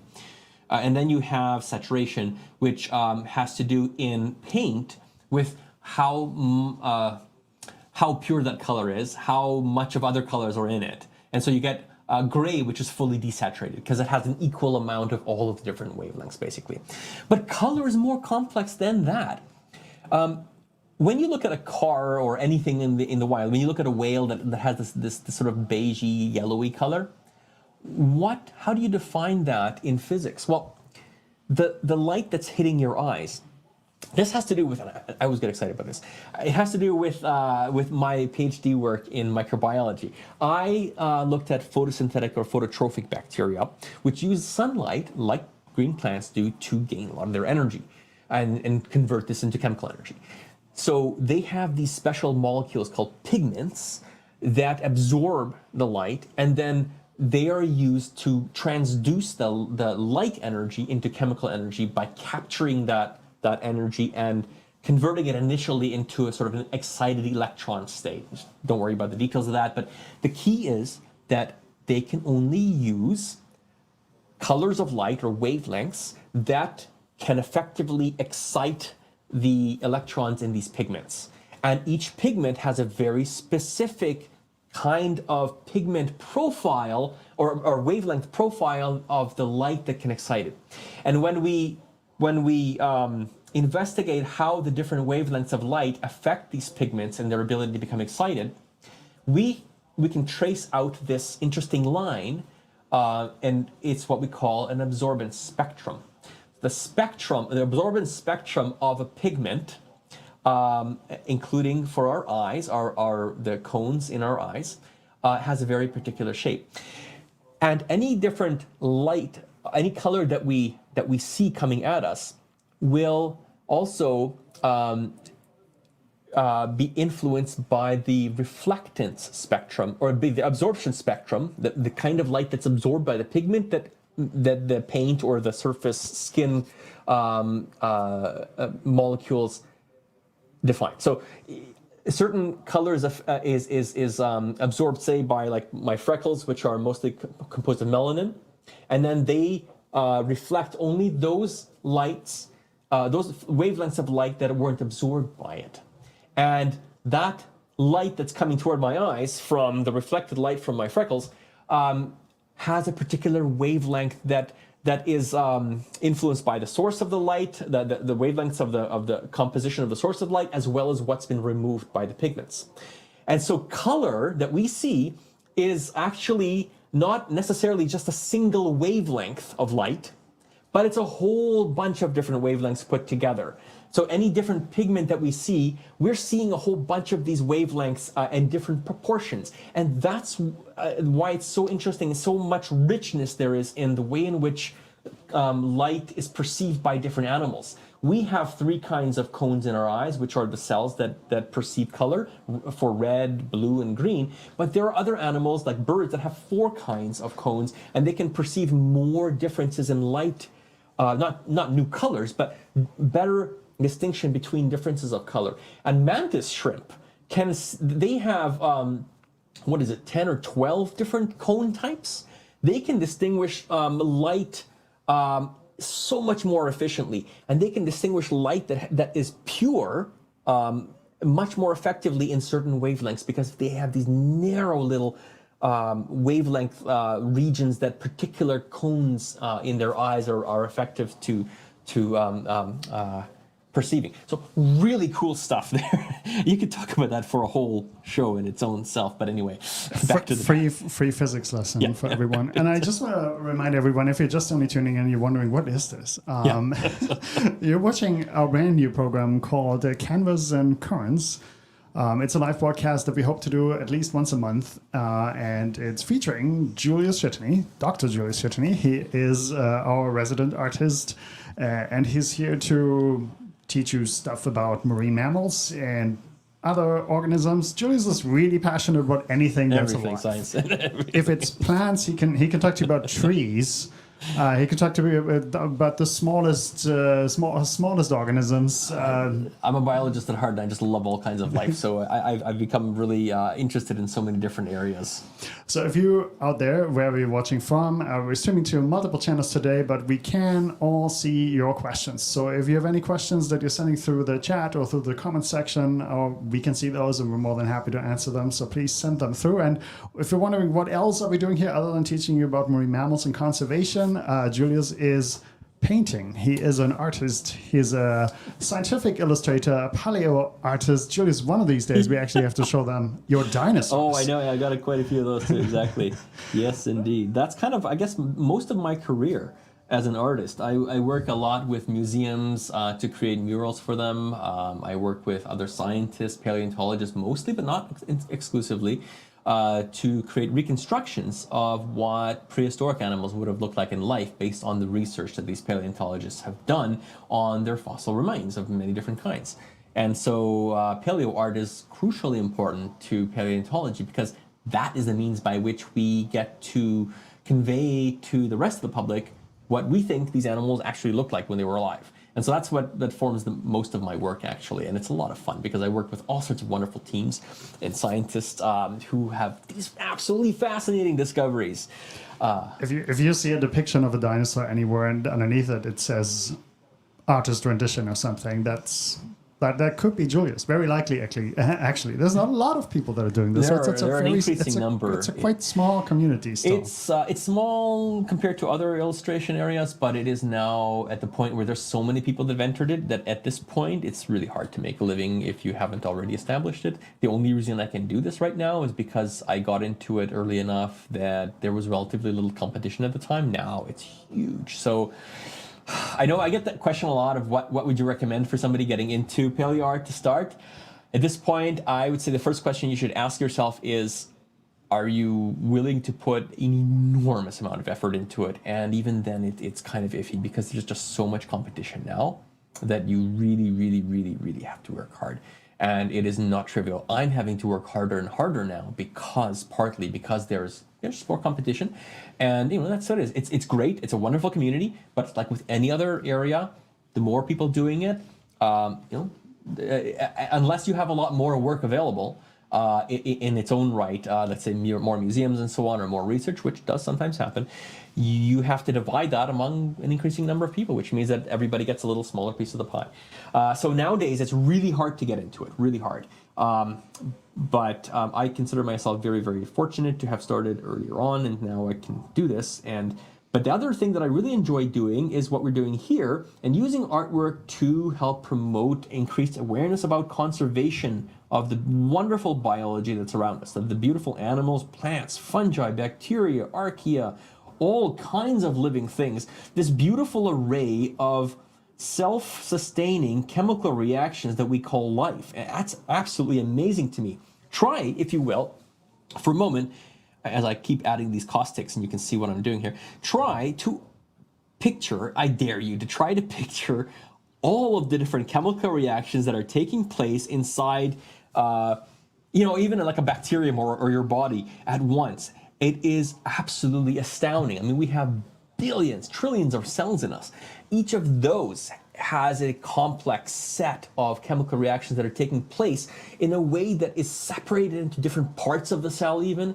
If you just were able to picture every single cell in your body and what it's doing, what the chemicals it's producing, for example, because that happens differently in different parts of the body, it would be an astoundingly beautiful, complex thing. And of course, we can't even perceive, we can't comprehend this because our attention span isn't big enough for that. We could see all of it at once, but we'd never be able to comprehend it at once. It'd be really amazing to have like this life-size image of let's say a human being showing every cell in their body. So it's a big enough canvas that's many skyscrapers tall, so that you can actually picture individual cells and see all of that at once. And you could fly by it and at different distances and zoom in on those cells and then back away and see entire organ systems or a whole hand or whatever. But that's the only way you'd be able to do that effectively as an artist. I think for us nerds, that's a pretty exciting idea. For some people, that might be the scene of a nightmare. Yeah, exactly. Actually, that would be a really cool project to do. Illustrate, let's say, like a small animal, like the roundworm Sinorhabditis elegans, which is a very common one in a lot of biology labs. It's a roundworm that is a model organism for a lot of different physiological systems when we study them. And it has a very small number of cells. And if you could blow it up large enough in size on a canvas or a gigantic board or whatever to illustrate every single cell on the animal and the whole animal itself, and then you'd have to like run up to it to see the individual cells or in their components or organelles, and then run back away from it, hoping you look where you're going so you don't trip on something, and then see the whole organism for itself. That's maybe the best we can do aside from having a microscope to see these individual cells. But it'd be kind of fun to do this kind of a project. I never thought of it before. But this is the other reason it's fun to do these kinds of broadcasts, because here we are chatting about this stuff and I'm getting new ideas I've never thought about before. You think about things differently when you are explaining them and chatting about them with somebody. It's fun. And we'd like to hear your ideas as well. So if you're watching this, wherever you're watching from, and you have any comments, again, we keep saying this, feel free to let us know at any point. Fun question. Have you tried psychic communication with the orcas? Psychic? Well, I don't think that we yet have managed to communicate with in any way using a direct reading of brain waves, even with technologies. I mean, we are able to record brain waves and this wonderful complex set of overlapping signals. But we haven't got to the point yet where we can actually even interpret those into the complex abstract thought and what all of them mean. There was an article I read the other day which said something along the lines of scientists have discovered a way to record dreams and to play them back for you. I'm not sure how vivid those images are if you can play that back. That would be complex stuff, and I wonder what they have for that. I do know, I've read a little bit about the fact, and there were some probably a lot of people in the audience that could say a lot about this actually. I'm hoping we get some of the researchers watching as well, but there have been some fascinating studies by biologists, marine biologists especially, who are working, and computer scientists teaming up to try to decipher the language of some cetaceans or whales and dolphins and porpoises. We know already, based on some research, that they are able to communicate in complex ways with each other. Depending on the species, the level of complexity and such differ. But we also know that orcas, for example, have different dialects. Now, the residents, the three pods, J, K, and L, of the southern resident orcas, each have different dialects from each other. So there will be some kinds of bits of communication that are unique to one particular pod, or like a big extended family of whales. But there's also some overlap. So some of their communication patterns do overlap between these pods, and they probably facilitate some communication between pods so that they are able to cross breed between them, which increases genetic diversity, and that's beneficial for a population of a species. But then transients, or bigs orcas, which also inhabit some of the same waters, have a completely different dialect, and I don't know. I don't think there's evidence that they can communicate effectively with each other, like the southern residents and the bigs killer whales. I wonder if that's actually possible or not. But there's some vast differences in dialect apparently between the two. Yeah, or substantial. I think they just ignore each other. And that's the other thing. They usually don't. Different species tend to do, right? People always ask, like, what happens if this species ever encounters this one? They will probably just ignore each other if they don't have a predator-prey relationship. And in fact, transient orcas are one of the populations that have been shown to be so distinct genetically from most other orcas that they might warrant being described as a different species, some of them. And then you have within the transients even special kinds of differences. So there are like what is it? It's a sorry, it's the I'm trying to check my notes here. The outer coast transients. Okay, so for example, there's a group that mostly hunt along the margins of the continental shelves off the coast of Oregon and California, for example. And so those ones are a subset of the transients. And the transients, I think as a whole, have been shown to be quite genetically distinct from others in some ways. So we might actually be looking at a different species there from the southern residents, for all we know. Fascinating stuff. For conservationists, that's exciting. If we get to split of another species and we get one more, and we usually, as conservationists, we're concerned about the opposite happening. So well, and the thing is that sometimes this is really effective in conservation, because if you want to protect a particular population, or in this case, one that has a particular culture even, that's distinct from others, it's hard to get protection for, like, you can work toward getting a particular species listed as endangered or critically endangered or whatever the status is defined as, but usually it's harder for populations. And so if we suddenly have a population that is now described as a new species, that increases the odds of being able to get funding and policy changes to provide better protection for that population. So that's another thing. But then, of course, we also have to be careful, because now we also run the risk of diluting that effort, because if you have too many species within a group, now you have to talk about several species for which you need to get better protection. And that might also have its own challenges. So there are, I guess, pluses and minuses to that. In the end, the reasons for describing new species are not for getting, better conservation status. It's because there is scientific observations that support that these organisms are likely valid different species that don't interbreed with each other typically, not, or very, very little. There's interesting differences in different species concepts, but overall with mammals, it depends on the type too. It's pretty complicated. But anyway, the bottom line is that there seems to be evidence, genetically especially, and otherwise, that there are very likely more than one species of orca in the world. And I think that's really exciting. When you look at the D types, they're especially fascinatingly different. They look like pilot whales, as we talked about before in some ways. Their melon is more bulbous. The head looks more square cut rather than this sort of slightly longer beak. They look really different from other orcas, and again, they have almost no eye spot. That gives you the perspective of both of these being dolphins, right? Exactly. We call them pilot whales. We call them whales, but they're actually also dolphins, just like the killer whales. Exactly. And if we want to just kind of hang on, where is it here? Cut back to, I'm going to share again that picture that I'd prepared of. Here we go. Share screen. I'll get this eventually. And there it is. Yeah.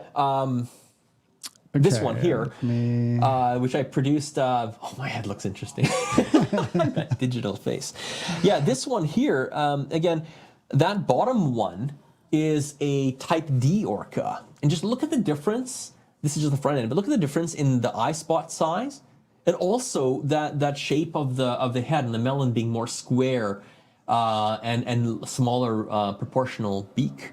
So yeah, that's a very different looking animal than the others even. But then there are differences genetically among the others as well. So anyway, really funky stuff. I want to talk about something else that's of interest here. We mentioned this a little bit before. There is a population of orcas near the Iberian Peninsula, the Iberian orcas, that have made their way into the news a lot in the last couple of years. These are the ones that have been observed damaging yachts in the area. So there are only about 35 of them in this population, and there are about 11 of them, I think, that are actively engaging in this activity. And, 11 or 15? Might be 15. Actually, I think it's 15. I think it's 11 juveniles and 4 adults, if I'm not mistaken. Anyway, they've been known to do a variety of things to some of the yachts in the area, from ramming them with their nose to even like sometimes biting the hull. But most often what you see is they will start to play, it looks like play, with the rudder of the boat. And they will start nudging it back and forth. Now, what on earth is happening here? Now, this all seemed to start and maybe be caused by, hard to say, there was apparently some traumatic interaction between an orca and a yacht at some point, a boat of some sort, and I think it may have resulted in in some sort of potential defensive behavior on the part of the orca, especially toward youngsters. And since then, we've seen an increase in the number of these kinds of interactions between orcas and boats, where they seem to be deliberately harming the vessel. Nobody's been killed, nobody's been harmed, but the boats have actually sustained some damage. Some of them have actually sunken due to bits of the hull sustaining enough damage to cause water to start flowing in. If in fact this is kind of a defensive thing, then there is a very simple way to counteract it, and it may be resulting from, one researcher actually suggested that this might be a way for the whales to be attempting to disable the boat in the same way that that predators often disable prey by biting at the tail, which prevents it from being able to swim effectively. And they may be seeing the rudder or the of the ship as something analogous to a tail, and they might be biting at it for that reason. If that's the case, then the best way to counteract this is and they've suggested, just stop the boat. If the orcas are approaching a boat in this area, if you see it, you're going in a boat there, just turn off the engine, stop the boat, and they stop doing this. It's when the boat is moving that they're trying to disable it seems, which is really interesting what's happening there.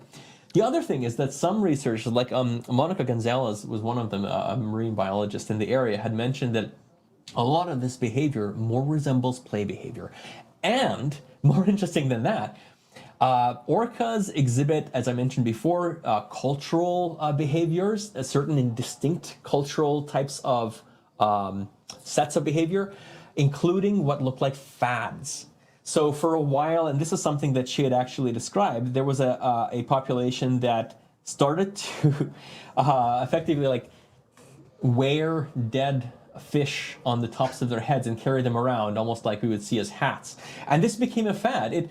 Several whales started to do this, and they would copy each other, and it's like a fashion trend among us. And then eventually it kind of got old and they stopped doing it. And there's been the idea suggested that maybe this is kind of a similar fad. Maybe that this playing with the rudder, and unfortunately they're large animals so they can damage it, this might actually also pass. So again, we have to keep in mind this. I worry for the whales because whenever it comes to interactions between animals and humans or our possessions, more often than not, if there's a conflict, it's the animals that again end up getting the short end of the stick. There are policies that often are created that end up harming the animals in some way, and that's really unfortunate. I hope we can overcome that kind of behavior on our part. And let's be careful, let's be wise if we see orcas approaching a boat. And again, never approach an orca in a boat. We have laws in many places that completely prohibit this, including here in Canada. What is the limit now? Is it 400 meters, the closest we can approach? Depends on the species, yeah. Okay. If it's, I think 400 is for the southern resident killer whales, and we have different limits depending on what. I think the minimum for any marine mammal is 100 meters. Okay. So even if you're encountering a harbor seal or a sea lion, you got to stay at least 100 meters away. And for animals like seals and sea lions, people sometimes just ignore those rules because they think these animals are not as important, but there's actually rules prohibiting you from making that animal move, from causing it to leave its hollow spot or something. That's up to there's huge fines for that kind of behavior. And sometime, I don't know, is there any potential jail time in some situations? I know that in some serious harassment, I would hope there is some serious repercussions. I'm not sure. Maybe if you can't pay the fine. Maybe, but fines at least. Yeah, so again, it's just common sense. Let's avoid harassing animals. You know, we don't like it when they harass us sometimes. Like, I mean, I love to be approached by some animals, but you know, we all love some. Yeah, any animals. Spider. Yeah, oh hell, yes, absolutely. But let's respect them. They want to do their thing. They don't want us coming around because remember, as Marcus pointed out very rightly, when they have to move from their roost from wherever they're haul out, that takes energy. They're doing that for a reason. They're laying there often to recharge their energy, to get sun, to warm up so that they don't get cold in the water, so they can hunt more efficiently, so that they can raise their babies more efficiently. Sometimes they're pregnant, they need certain foods. Let's not disturb them while they're eating for that reason as well. Good example of some of the great white sharks that were disturbed recently a few years ago by groups of people who were interested in watching them from very close up while they were feeding on whale carcasses at the surface of the water. Turned out that at least one of those sharks was pregnant. And these whale carcasses are crucially important for them to gain the energy they need to be able to sustain their fetuses in their bodies. And so by disturbing them, it was shown that the sharks ended up spending less time feeding when there were a larger number of people around. So there's evidence that we are disturbing them in some situations, especially. Let's not harass them because they need this food, they need these conditions they're in to be able to survive best. So this is something we can actively do by just getting out of their way. If they come toward us, that's different. Just be passive. Don't try to engage them, but you can watch them if they come close to you and just revel in the experience, but just don't approach them, don't follow them, don't swim with them, don't jump in the water with them, don't motor toward them. Don't feed them. Don't feed them. I think that's true for just about any wild animal you could encounter, right? Exactly. Whether it's coyotes or right. any kind of Good reasons. whale, dolphin, marine mammals, of course, but land mammals too, just leave them alone. It's generally a good idea. It's a really good point, actually, because with things like coyotes, predators, we shouldn't feed them as well, because that increases their chance of expecting more meals from humans. And other people that have not fed them, don't have food, the coyote may harass them because they expect that from them, because others have shown this example. We don't want that to be happening, because again, as we saw here in Vancouver as well, coyotes were killed when they showed too much aggression towards humans because others had fed them. So really sad example, but a very poignant one. Okay? So I'm going to show your artwork just while we're talking. I'm going to read out a few more comments that we've got online.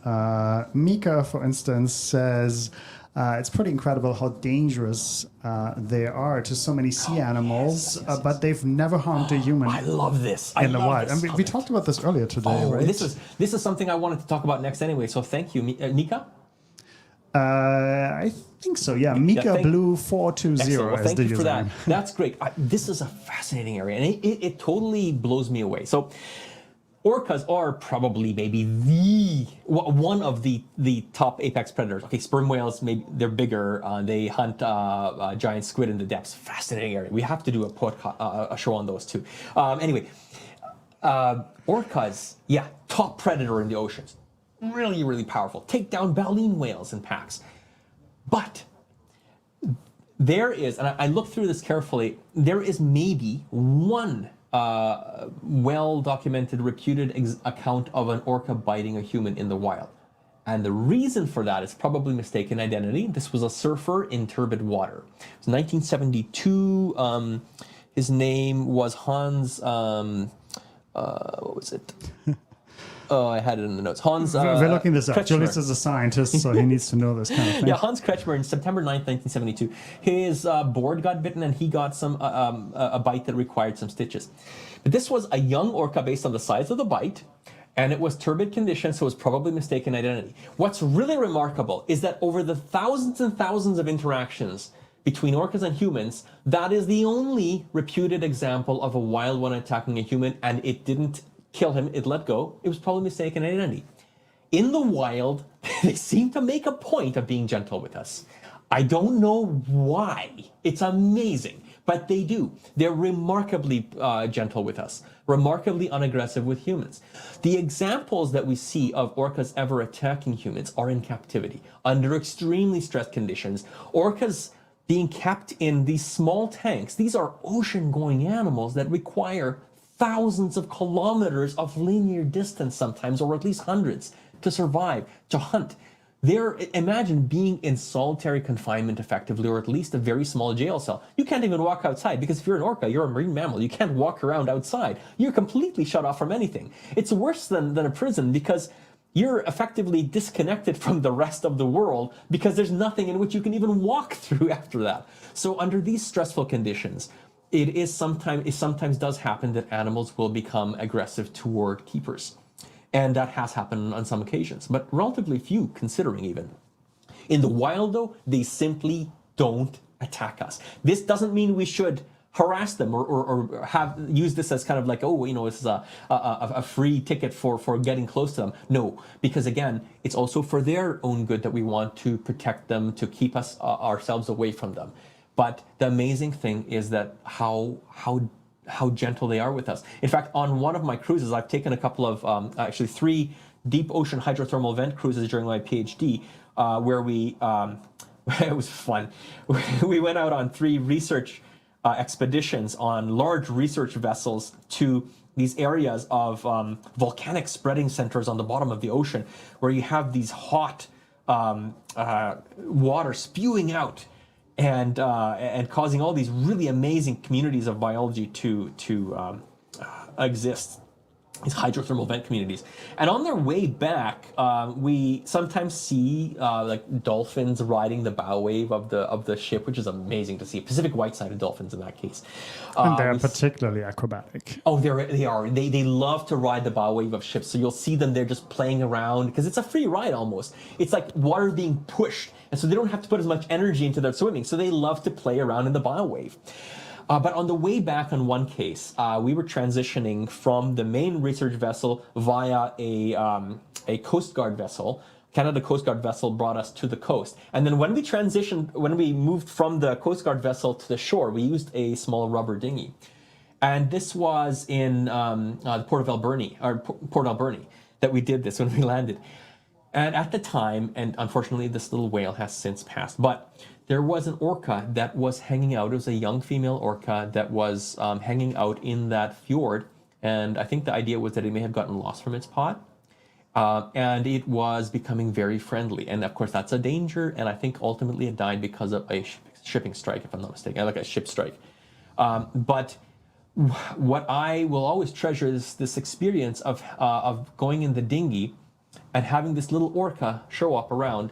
And the orca was pushing up the sides of the dinghy and playing with it, basically, very gently. It never was a threat to us. But it was really amazing that was the closest I've ever been to an orca, and it was something that was spectacular. It's sad because the reason that orca became so friendly is because it was lost from its pod. And I suspect that other people were especially friendly to it, and maybe there was feeding, I don't know. But we need to allow animals to distance themselves from us. So when we are engaged, for example, in helping to raise and then re-release animals that are rescued from the wild because they are orphaned or injured, we have to try our best to try to reduce our interaction with them in a way that the animals don't learn that humans are a great source of treats or just friendly and, you know, they pet them and so on. We want animals to remain wild. So when we release them, they'll be able to exist in the wild and not approach humans, because unfortunately, when they approach humans, there are situations in which we don't respond in very friendly ways. And sometimes they're shot, sometimes they just encounter boats and they get run over by the boat, or they get lacerations from the propeller, or they just become what some people call a nuisance and are having to be moved away, or in some cases even killed. And this is what we want to avoid. We want to avoid harming wildlife. And to do that, we need to invest an effort of keeping them wild, to try to reduce the chance that they're going to see us as something that they want to hang out with. It's beautiful to experience close contact with wildlife, but only on their terms, when they do it naturally, because animals are curious naturally, and often they will in the wild anyway approach boats or people swimming. And even then, I think it's important to remember that we should keep those interactions to a minimum, because Exactly. even if they do approach you, you shouldn't don't try to touch it. Exactly. I mean, I can see how the temptation is there, but don't do it, because generally if they lose that natural shyness, and wild animals tend not to approach humans, unless they're a squirrel maybe, but cetaceans, for them, that would be curiosity at best, but they would probably avoid boats. But if they do approach you, it's like you said earlier, right? It's just about respect. To just give them their space. Be passive. Just that's the key thing to remember is when an animal approaches you in the wild, be passive. Don't reach out to them. Don't try to encourage the interaction. See what they do. If it's a situation where they are potentially a threat to you, like maybe, I don't know, I mean, bears also have a very unnecessarily negative reputation, but in a situation where there are some large predators, it is best to do our best to try to remove ourselves from that situation so that we don't increase the chance of a negative encounter. And if we can't, then at least let's be in such a way we don't encourage interaction necessarily. There are a lot of them that are safe around us. Like I'm saying, orcas are incredible. that way. But we don't want to encourage them to hang out with humans. Just don't reach out to them, don't feed them, be passive when it comes to these kinds of encounters, and just enjoy a curious animal on its own terms, but don't go and seek it out by swimming toward them or, approaching them. These are things that I know we shouldn't have to be saying, but they do need to keep being said because of the number of times that we see this kind of a thing happening. So we need to reach a larger audience of people that way. You can see here I've started to notice how the animal's body curves, right? Remember how I talked about the stretching of these caustic marks, the caustics that result from the refraction of sunlight through the surface waves? Well, they stretch down as they approach a more vertical surface, and that also happens on the animal's back as it curves downward, right? So if I were to line this up, I've got this turned as I'm working on it, but if you're watching this at home, this is right side up now, okay? So the animal's nose is pointed toward the surface. Oops, sorry. There we go. Whoop, whoop, whoop. I'm trying to think in reverse. Oh, yeah, here we go. We can, actually, we go with this its shot. Its nose is pointed more toward the surface, but hang on, there we go. That's right side up. And here, the animal's back is curving downward. So those caustics are being stretched even on the back of the animal. Okay? So that's another thing to keep in mind to make caustics look as accurate as possible. And what I'm doing now is coloring in the white patch that is this underside, sort of this inverted saddle underneath the belly of the animal, one of those distinctive marks. Oh, by the way, it's not a mark that is completely distinctive to orcas. There are other dolphin species, some of which also possess a similar mark to this belly mark. Oh my goodness, what is the name of that one dolphin in the southern oceans? Julius, there's 97 or 98 different species in that order. Yeah. That's I've illustrated a book many. on them actually. That was really fun because I got to illustrate every single species of cetacean known. Basically, it was fun. It's super fun. I have a copy of it, don't I? You gave me a okay. copy. Yes. Yeah, so there you go. But there are some dolphins that have a similar looking patch like this, but none of them have this big white eye spot like orcas do. That's something that is distinctive to orcas. So if you see this combination of colors, these markings, you've got an orca. And it's just spectacular to see them in the wild from a distance when you see them surfacing. Oh my goodness, they have the characteristic spray that they emit from their blowhole when they exhale the spent air in their lungs. And there's some whale snot that's expelled with it. That's a lot of what that spray is. So next time you see it, you're looking at a lot of whale snot basically, or like liquid from within the whale's respiratory tract, basically. But yeah, it's kind of like, we like to kind of joke about it as like whale snot, but it's also a really neat way to learn about the composition of a whale's breath if you're able to sample that, and I think some researchers have done this to learn about the health of the whales and such. I get a lot of questions about buoyancy and how they do this. They actually exhale before they dive, right? They don't do it like we do. They do it the to opposite. Some extent, right. I mean, there's going to be some air left inside anyway, but that's a good point. Exhaling when you go down is important so that you don't float so well because of all the air in your lungs. So if you want to really dive deep, you need to exhale some of your air so that it doesn't require as much paddling to get down there. So at some point there will be this balance between the energy required to paddle downward, balancing out with the lost buoyancy of expelled air, and whatever. I'm not a diver, but I can see how that might work. Can I talk about? Because you're a biologist, I'm going to have you talk about this. I'm probably going to screw this up if I try. They have a unique way of storing oxygen in their tissues in a way that's very different of how that works for us. That's why they can hold their breath for so long. That's a good point. Actually, you know what? You caught me at something that I know less about for No way. Here. Do you know more about this? Because you actually probably do know more about this than me. Probably not. Is it have to do with the way in which it binds to hemoglobin? The only thing that I do know that is that they store that oxygen in their tissues, particularly their muscle tissues, and that's obviously very different. This is something I should have checked out more. Yeah. But that's interesting. That's the thing. These animals that live in different environments than you and I do, walking on the surface, have these spectacularly evolved adaptations for existing so well in those environments, for existing underwater for so long. I mean, sperm whales can hunt for like an hour underwater almost for that at the bottom of the ocean in these deeper areas that are like, what is it, like several hundred meters at least, or 1,000 or more meters. Yes. Really amazing. Orcas can dive to a depth, in some cases of it, is it like 1,200 meters deep? That's incredible. Really. Just if you think about the time, how long it takes to get down to that depth. Yeah. I mean, that's, I think, the maximum, if I'm not mistaken. But they have been seen taking fish off long line, like fishing lines at those depths. So really amazing how deeply they can dive sometimes. I'm going to switch back to showing you as you're drawing this orca. I want to point towards that tiny orca at the nose tip of that adult animal. There's nothing done on it. Just because you were talking earlier about that energetically free ride that they get when they bow ride. That's sort of very similar of how a baby orca would do the same thing, right? When they're swimming behind the flipper alongside the mom. That's neat, isn't it? Yeah, exactly. Because bow waves are created not just by ships, but by anything traveling through the water near the surface. So if they're at the surface, or basically this could apply at different depths as well, any object moving through the water will trail some of the water along with it near the surface of the skin, for example, right? So anything, and this is where it's so cool when you look at pilotfish and remoras. Well, remoras are actually attached to whatever host they have, like sharks, for example.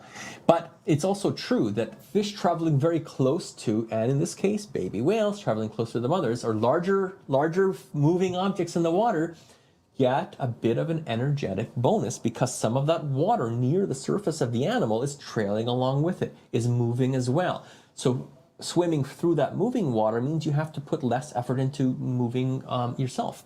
So you're getting a bit of a free ride there. It's just like with bow waves of a boat pushing the animal along.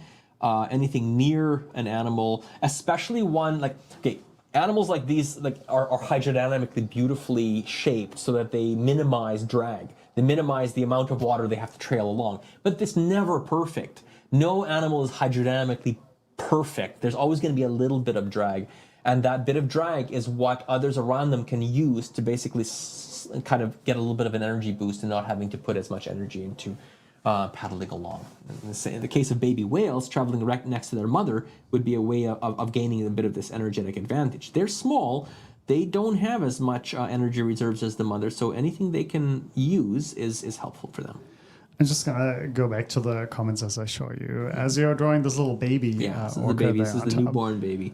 You could imagine, like you were talking about this sad scene earlier, where the mom was pushing the baby to the surface, the animal that had already deceased. But they also do this with, for instance, a newborn animal. Like a bunch of different species of cetacean will do this right after birth. They may give it a little bit of a push to get up to the surface to take that first breath, because they don't have gills like fish. They need to get up there, otherwise they'll drown, right? And as soon as the blood supply from the umbilical cord is cut, now that little baby needs to go to the surface to breathe right away as much as it can, because that's where it's going to get all of the rest of its oxygen. So the mothers will often, of several species, will go and nudge their babies' bellies and push them up to the surface to help them to get up there to breathe, because without oxygen first in their lungs, they don't have as much buoyancy. So any bit of a push to get them to the surface will help them to get there without expending so much energy, because they've just kind of been born. It's probably a very traumatic experience, the first really traumatic experience for them.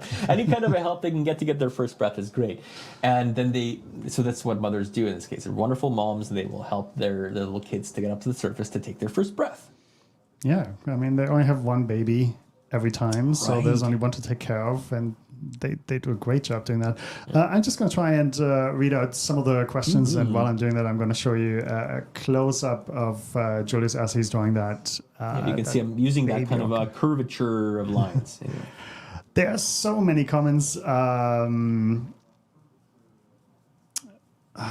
do I start? This is good. This is great. There's one comment I like. This is a two-part comment by Bonsbury, who said, "I think more movie representations where respecting this space might be nice." rather than romanticizing riding them. Oh, definitely. Yes. Good comment. Yes, yes, yes. That's true. This has happened in, I don't remember which movies, but yeah, a lot of this interaction between humans and animals in movies, it is romanticized, this close contact of one form or another. And whereas, it makes for a great plot, we really don't want to take that away into real life. We don't want to be interacting closely with animals in a way that harms or harasses them. So yes, you're absolutely right. I fully agree. We need to at least have a little bit more respect, especially in movie portrayals as well, so that people don't get the idea that, oh, I can do that too. That's right. That's an interesting, bit morbid question, but We take them all. we take biology questions. Yes. This question: is it true that orcas explode when they die because of all the built-up gases? So I guess that applies to any species of whale, especially those large whales, if they strand those deceased animals, right? That's true.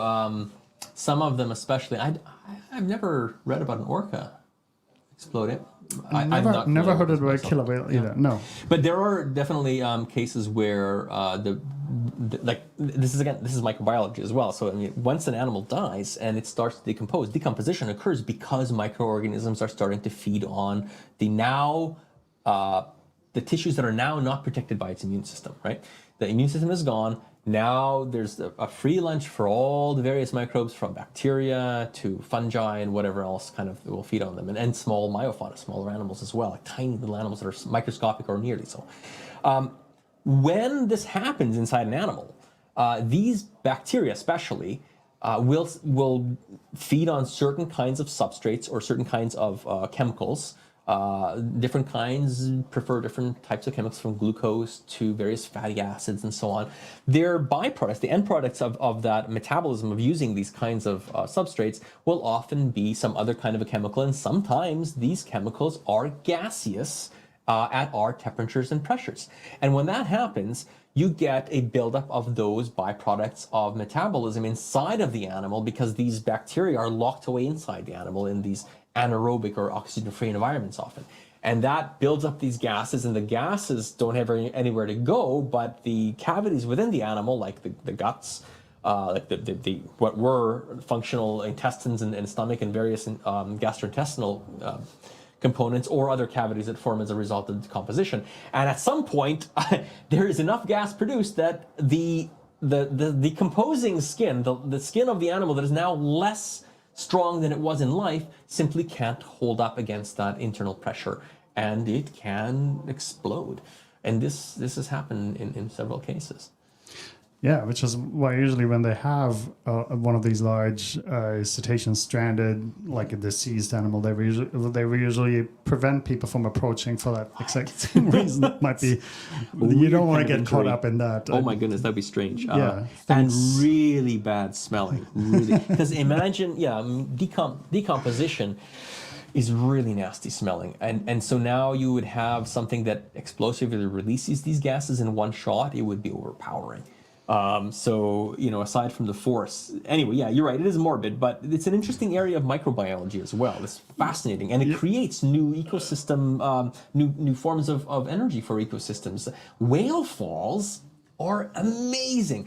That's where whales die at sea, lose their buoyancy, and the carcass falls to the bottom after it's, some soft parts have been eaten by sharks and other animals, and it sits on the bottom. And down here, it is taken apart by a variety of animals. So the fish, sharks, and rays will eat the soft parts, and then all that's left are the bones eventually. But those bones are rich in sulfur-containing lipids and so on as well. And so what happens is that there are bacteria that start to break these down, and they release what are called reduced sulfur compounds, kind of like hydrogen sulfide. And so you have these fascinating communities that release these, like rotten egg smell, that's often these reduced sulfur compounds, that's what's responsible for that smell.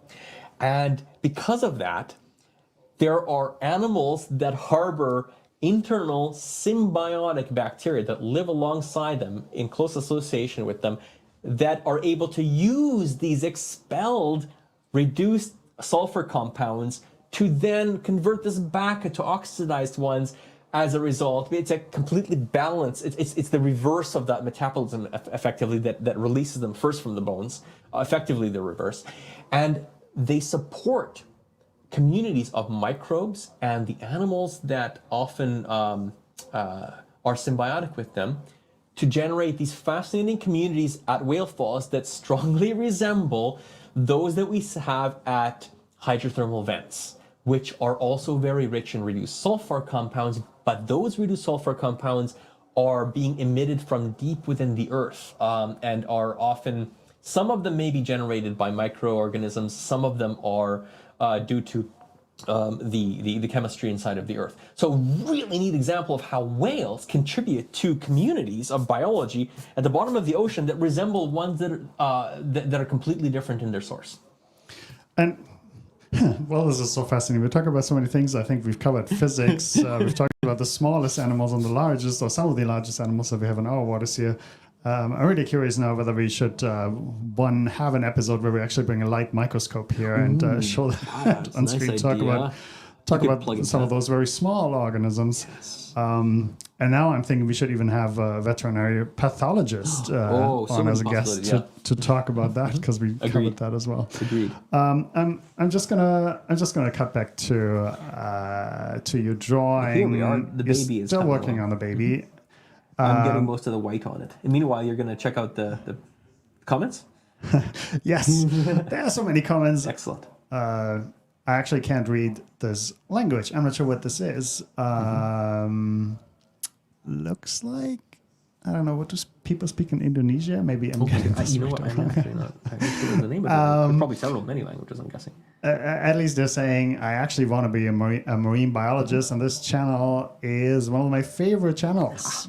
Glad to hear that. I wanted to give you this. It's a dangerous question to pass on to Julius because of his many passions.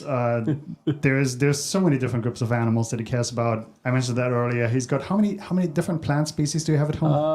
Well, not necessarily species, but a lot of horticultural varieties as well, and species. I haven't actually done a recent enumeration, but I think it's over 400 still. So my place is basically crazy. like it's like a rainforest in many ways, and I love having them around. So I wonder whether we're going to see new species or just different varieties evolve of all the different organisms that are hanging out on your plants at home. I know you're talking about the spiders a lot. That you have spider residents in there. I'm happy with them. Okay, so get back to this to this dangerous question, because this one was actually, I'm going to show you drawing again. I am way too boring, so this is more interesting. There was a question about one of your favorite species. Come on, where is it? There's so many of them. Oh yeah, here. Why do sharks get a bad reputation when they're just the puppies of the sea? They are. I know you're gonna like this They description. are the puppies of the sea. They're one of the puppies of the sea. There's so many sea puppies. I love sea puppies. I love the way this question was framed too, because it assumes accurately that sharks are far less aggressive and dangerous than the reputation that they've undeservedly attained over the years. And so many species are completely harmless. The vast majority are completely harmless. Most of them are actually really, really small, cat sharks and dogfish and so on. And then even the ones that have been historically termed man-eaters, I hate the term. I also hate the term shark-infested waters. They're not infesting anything. They're living there. It's like they're human cities infested. are human-infested places. That's the problem. So anyway, I love the fact that you've sort of framed this question by assuming that in fact they're much nicer than many people give them credit. I like that. Thank you.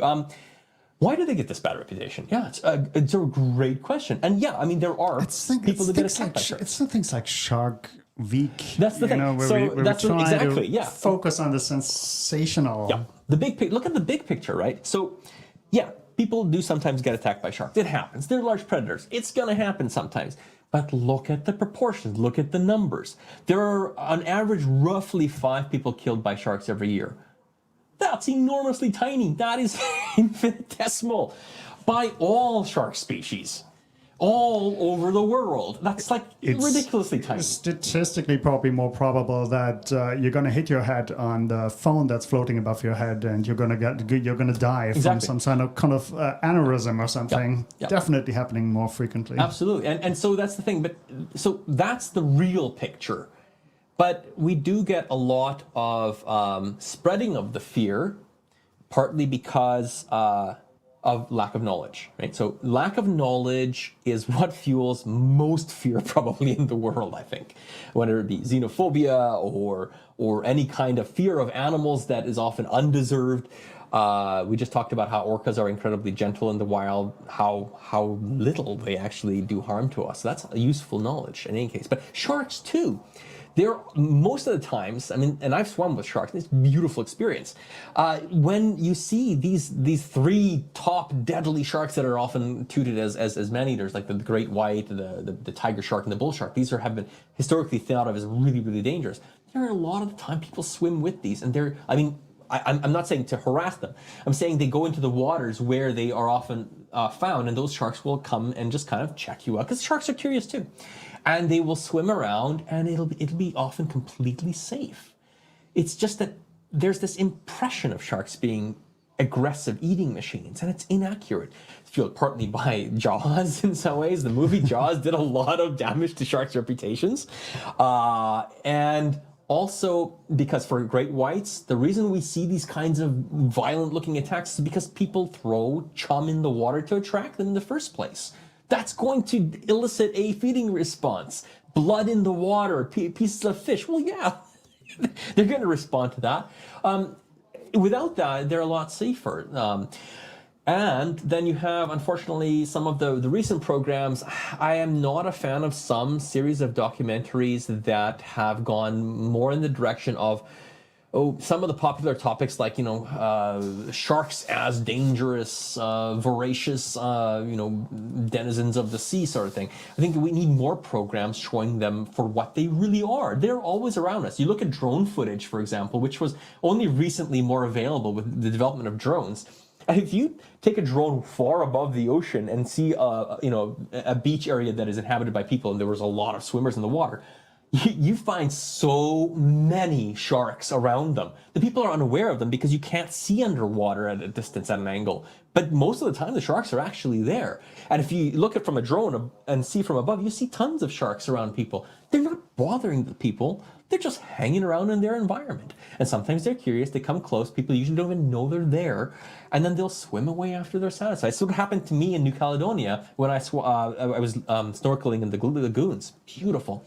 And I was in a reef area, and this beautiful black-tip reef shark female, about 2 meters long, I just saw in the distance start to appear in the shallow water and slowly did this circle around me about 10 meters away. And she was satisfied with me not being somebody who was, trying to take her resources or whatever. I don't know. Hey, she just swam away or whatever, and just that's it. And sometimes they come back, they check you out again. They're just curious. But it was so beautiful to see that.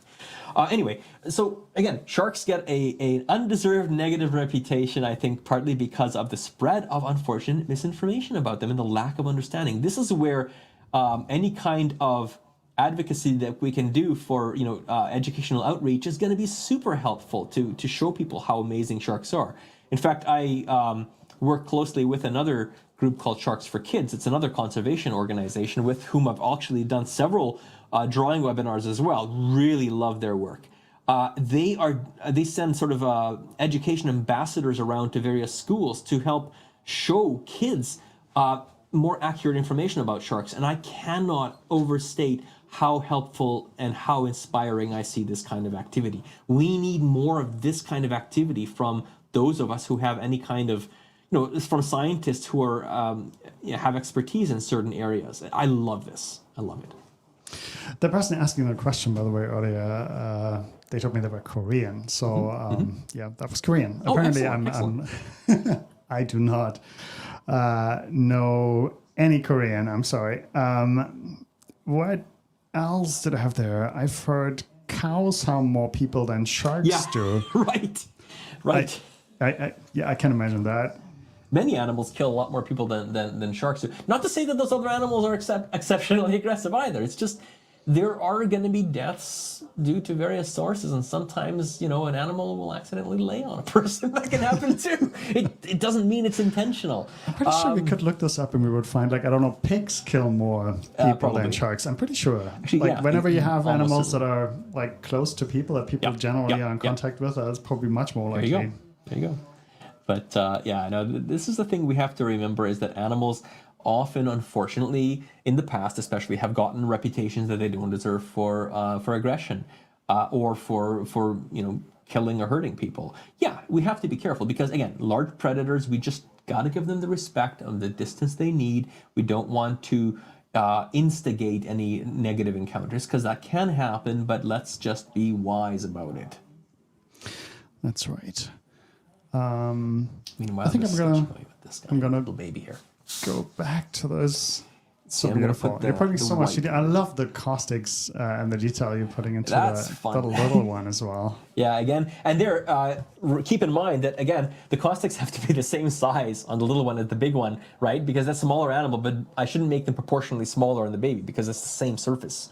But it's really close to the surface, so there will be a few smaller, finer caustics on it that don't appear in the large one because they're focused closer to the surface, and that small distance makes a difference.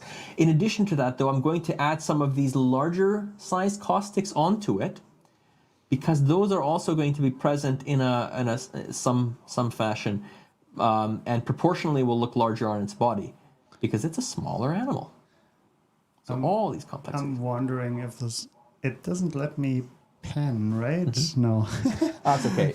Here, I keep forgetting. I'm trying to think in like different dimensions because it's at an angle to how I'm holding it. So there we go. Yeah, this is the top down. It's a great camera. I like that. It's nice because, like I said, it removes that distortion. I love it. It's really a good way to show things. Somebody said earlier, I like microscope streams, so I don't know. We may actually do that. We're fun, open to any kind of crazy. We could bring in some ocean water to look at it under the microscope and see what we find from different areas, for example. That would be super surprising for us as well, because we have no idea. Although it depends on where, because if you have an oligotrophic ocean water, that's going to have that means very, very low nutrients. You won't have a lot of life in it either. So we might not expect to see much anymore. Certainly a lot less than in pond water, which is what we call eutrophic, or having a very, very high nutrient content, organic content. I want to also point out once again, if you're only just tuning in, you're wondering who are these two weird people. I'm Marcus. I'm with the Porpoise Conservation Society, and so is my friend Julius there, but he's affiliated with so many different organizations. He's an award-winning artist, a scientific illustrator. His work has been featured in the Smithsonian Museum, many other museums actually. Murals come out all the time. You keep talking about it on your Facebook. I think there are over 30 museums now. Close to that, something like that. Anyway, different sizes.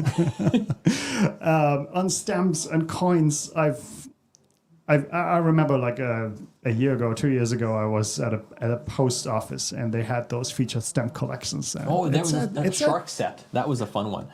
There was a Sharks of Canada set that I illustrated and Andrew Perrault designed. So we had a kind of a team where we joined up. He designed the overall layout of the stamps and how they were, what we decided to include in the backgrounds and so on. And then I illustrated the animals on them. And it was really wonderful because we had 5 types of sharks that are in our Canadian waters here, and it was neat too because not just getting to be able to illustrate some of these animals, which are among my favorites. I love sharks, but also because they presented it with an important conservation message. So the write-up about each species included something about how important it is for us to be careful to protect them. And I love to see that, in media that's going to reach a lot of people, like stamps, for example, lots of people. It's nice to have these presented in ways that also deliver an important message to what a lot more people need to be hearing. We all need to be hearing. I wonder how much variety is there among sharks? We said earlier, cetaceans, I think there's closing in on 100 now. There may be a little bit more than 100, no? Depending on, okay, but also I'm thinking of different populations, subspecies, and so on. But they're Yeah, there. If we include subspecies and interesting populations, there are, I think, over 100. But in terms of number of species, I don't even know. For sharks, wow, they are a lot more diverse. Not just in the overall body plan, which is huge, different from flat ones like angel sharks to long, skinny cat sharks, or the more typical sort of like mako shark shapes and so on. But in the number as well, there are now over 550 described species of sharks in the world, but there are new ones every year popping up, and a lot of them are from the deep ocean because we don't know the deep ocean too well. Another show we're going to have to devote to the dangers that the deep ocean faces at things like deep ocean mining for heavy metals. I'm going to have to watch this recording back later and just write down all the different ideas that we had for the show. I should mention this is the very first time we're doing this. So if you watched the first part of it, you've been wondering probably like, what are these guys doing? Like they don't get it right. But it's our pilot episode. We're still figuring out what to do with this program. Oh, and we should say, if you guys in the audience have ideas about shows that would be really cool, mention it to us in the comments in the chat, because we're just basically throwing ideas around here as well, and there are some really things that need to be covered, but we don't think of everything, and we're totally open to reading suggestions from the audience too. It'd be fascinating to see what people come up with as ideas. Totally. I'm willing to try almost everything. We can measure the surface tension on one of your plants. You just bring it over and we hook it up to some instruments and figure out if it wants to talk to us. Like, who knows? Well, I think that we do want to kind of keep this as much sort of conservation and art based as much as possible, because that's always going to be an important message for us. But yeah, there's so many things that we can find out about different things, and there's aspects of science that overlap. Yeah, I think we wanted to explore how terrestrial plant life actually affects marine life as well. That's an interesting question. Yes. And of course, there's a whole lot of plant life going on in the ocean, such as kelp, so important. Well, not exactly a plant, but it is a photosynthetic organism. Yeah, that's another thing. Oh my goodness, the way in which various groups of what are often called algae have evolved to become multicellular. And photosynthetic, similar to plants, but not plants, completely independently, like kelp, for example. Our kelp forests in the oceans, crucially important to marine communities, much richer marine communities as a result of kelp. These are not plants at all, but they have similar sort of structures as plants. They have these long blades at the end that function like leaves. They have these stipes, which are like stems, and they have these holdfasts at the bottom, which function, at least and for that aspect of roots, that holds them in place.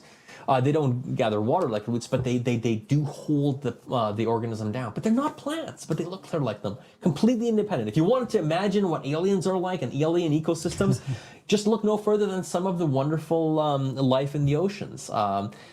It's just fantastic what we find there.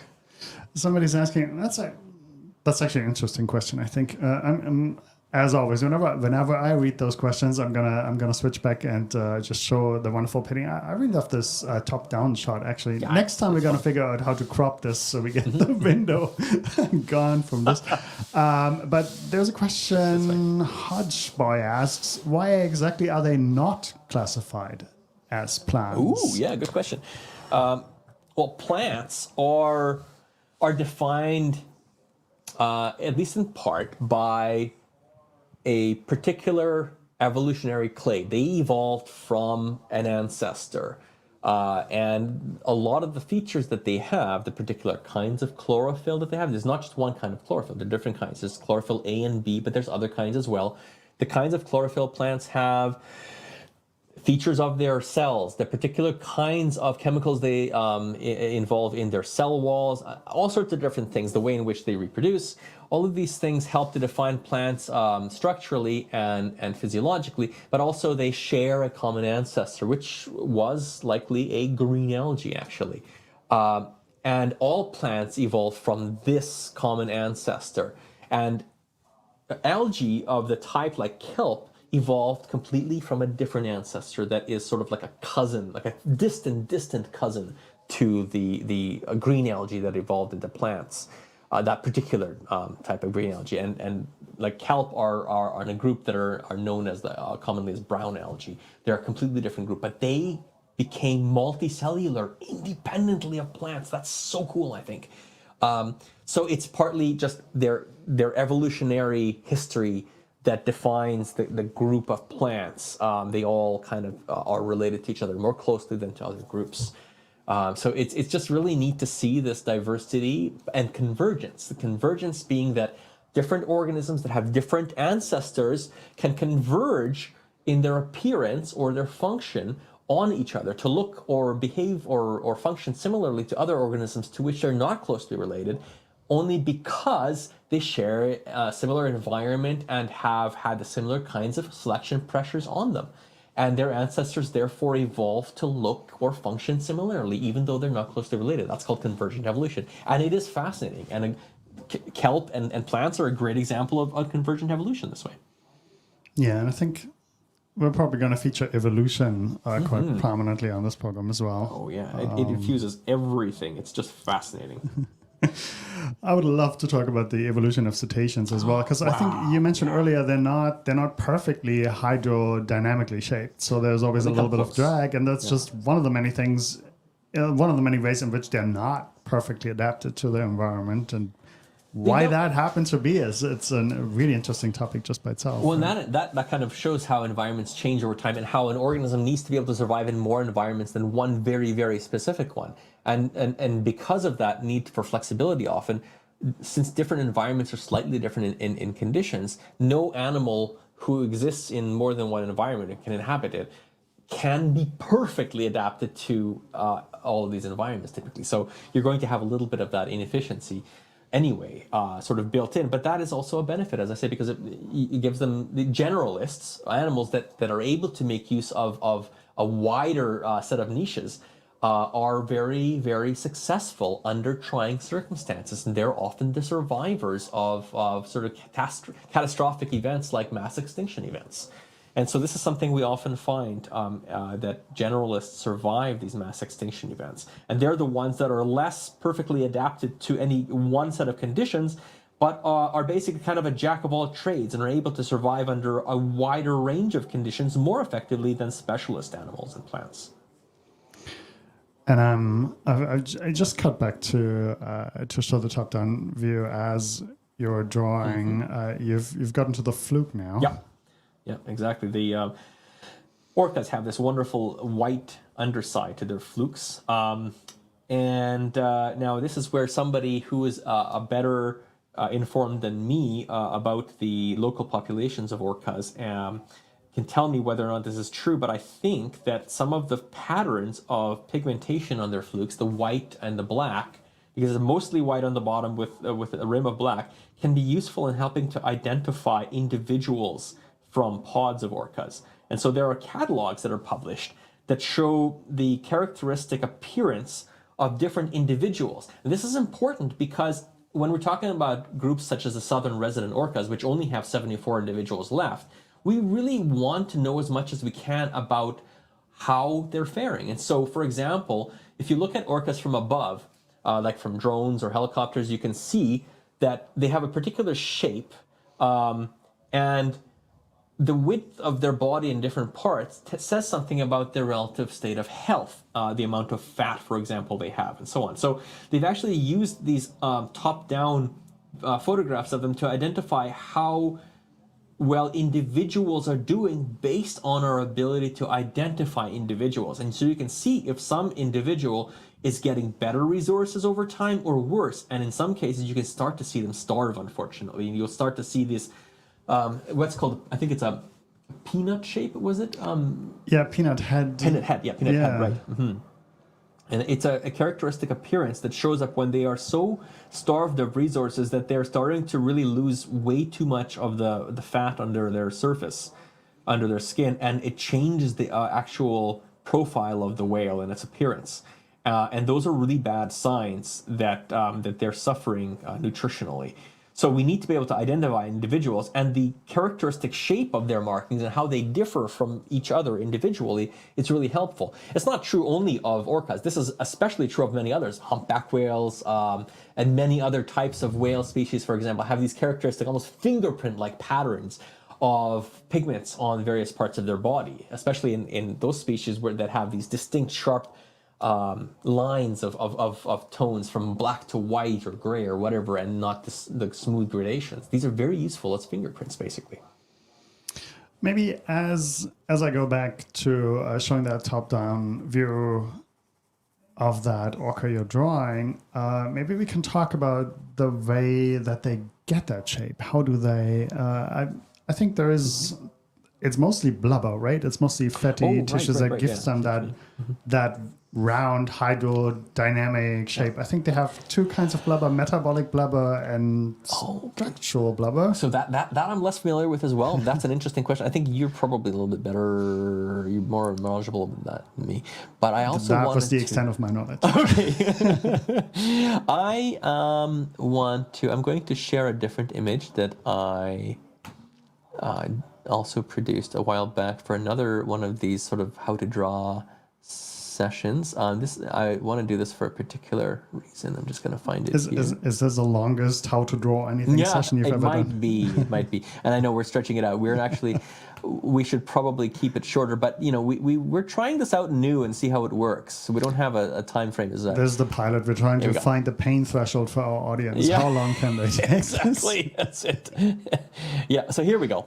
So this image, I want to call attention to, look at the lower right. I'm actually going to zoom in a little bit.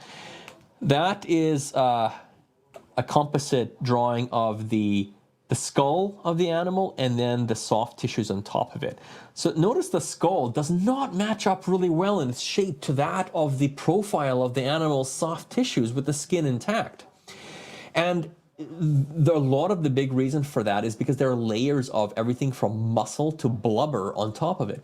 And whales and cetaceans in particular have a lot of blubber a lot of the time, and that helps to hugely define their shape.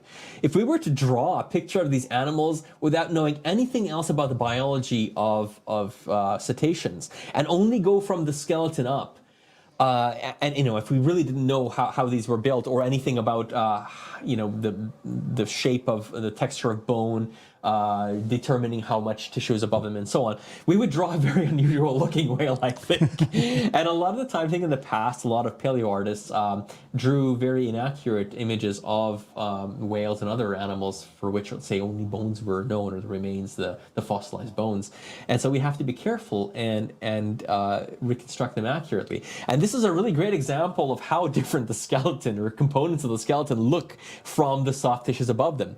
Also, you'll notice that above it, there's a really large, what we call a melon. That's that bulge at the forehead. And that is very important in whales for echolocation and for making their calls underwater, for generating and also reading the calls. And the shape of the skull, some of these areas are actually evolved to be able to receive these calls effectively, as is, I think, some of the soft tissue around them. So really important structures for communication. It's really neat stuff. So yeah, there we go. That's how different the skull of the whale looks from its the finished whale with all of the components intact, which is how we like to see them, especially finished and complete and intact and alive. That's what we want. We want more living whales. So that's what we're doing here, doing everything we can to promote a world with more living whales in it, because the vast majority of species of life on Earth, especially in areas that have really been settled by humans, are depleted compared to their historic numbers.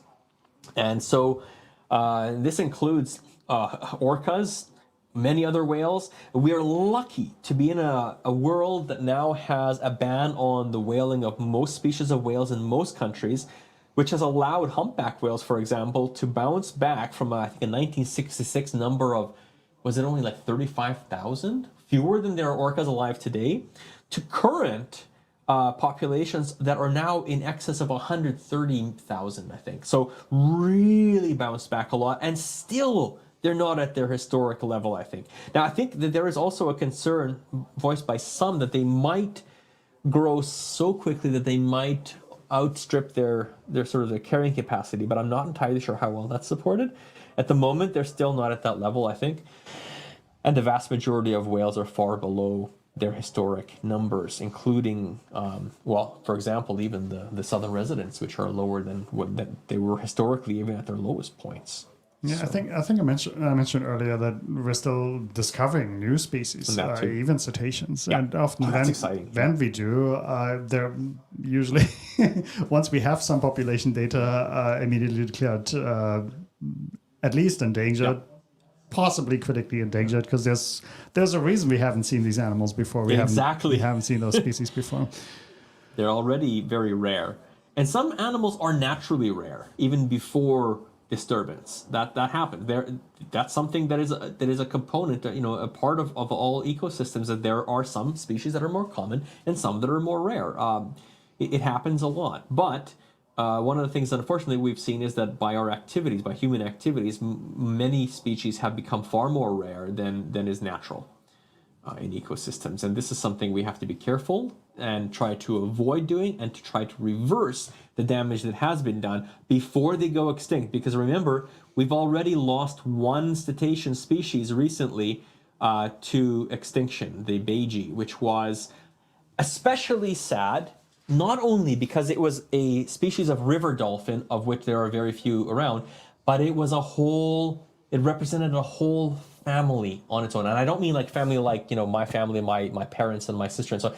A family in a taxonomic sense, where there are species that are organized into genera, a genus like Orcanus. Orca is the genus and specific epithet of orcas. But above that, there's family, which includes often several genera and species. But for the beige, there was only one species in this entire family, or just sort of genetically very distinct group of organisms that it represented. Losing that species of dolphin meant that a whole very large, genetic distinct a group of remaining cetaceans was lost that way. A huge amount of diversity proportionate was lost when we lost that one species. And now, we're fighting to keep the vaquita alive. And this is what it was, the broadcasts of the International Save the Vaquita Day that we're doing annually that spun off into what you're seeing today. This broadcast that focuses on art and conservation. I always do a segment during the International Save the Vaquita Day broadcast that features me drawing or painting vaquita. And we're doing that because there are there are probably anywhere between 8 and 13 individuals of vaquita left in the world, in one tiny area in the Sea of Cortez.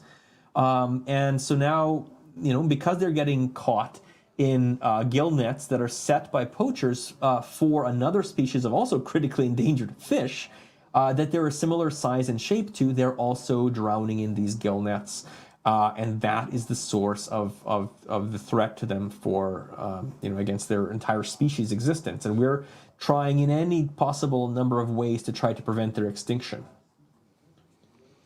And Marcus is the wizard that has been spearheading our broadcasts for that every year, and it is amazing what he brings into this. Every year it's more complex and more streamlined, efficient, with more options and so on. And now we get to reap the benefit of all of that planning. I'm just showing people the white chart so they can see if you just wave above your head, like above the light there. That's.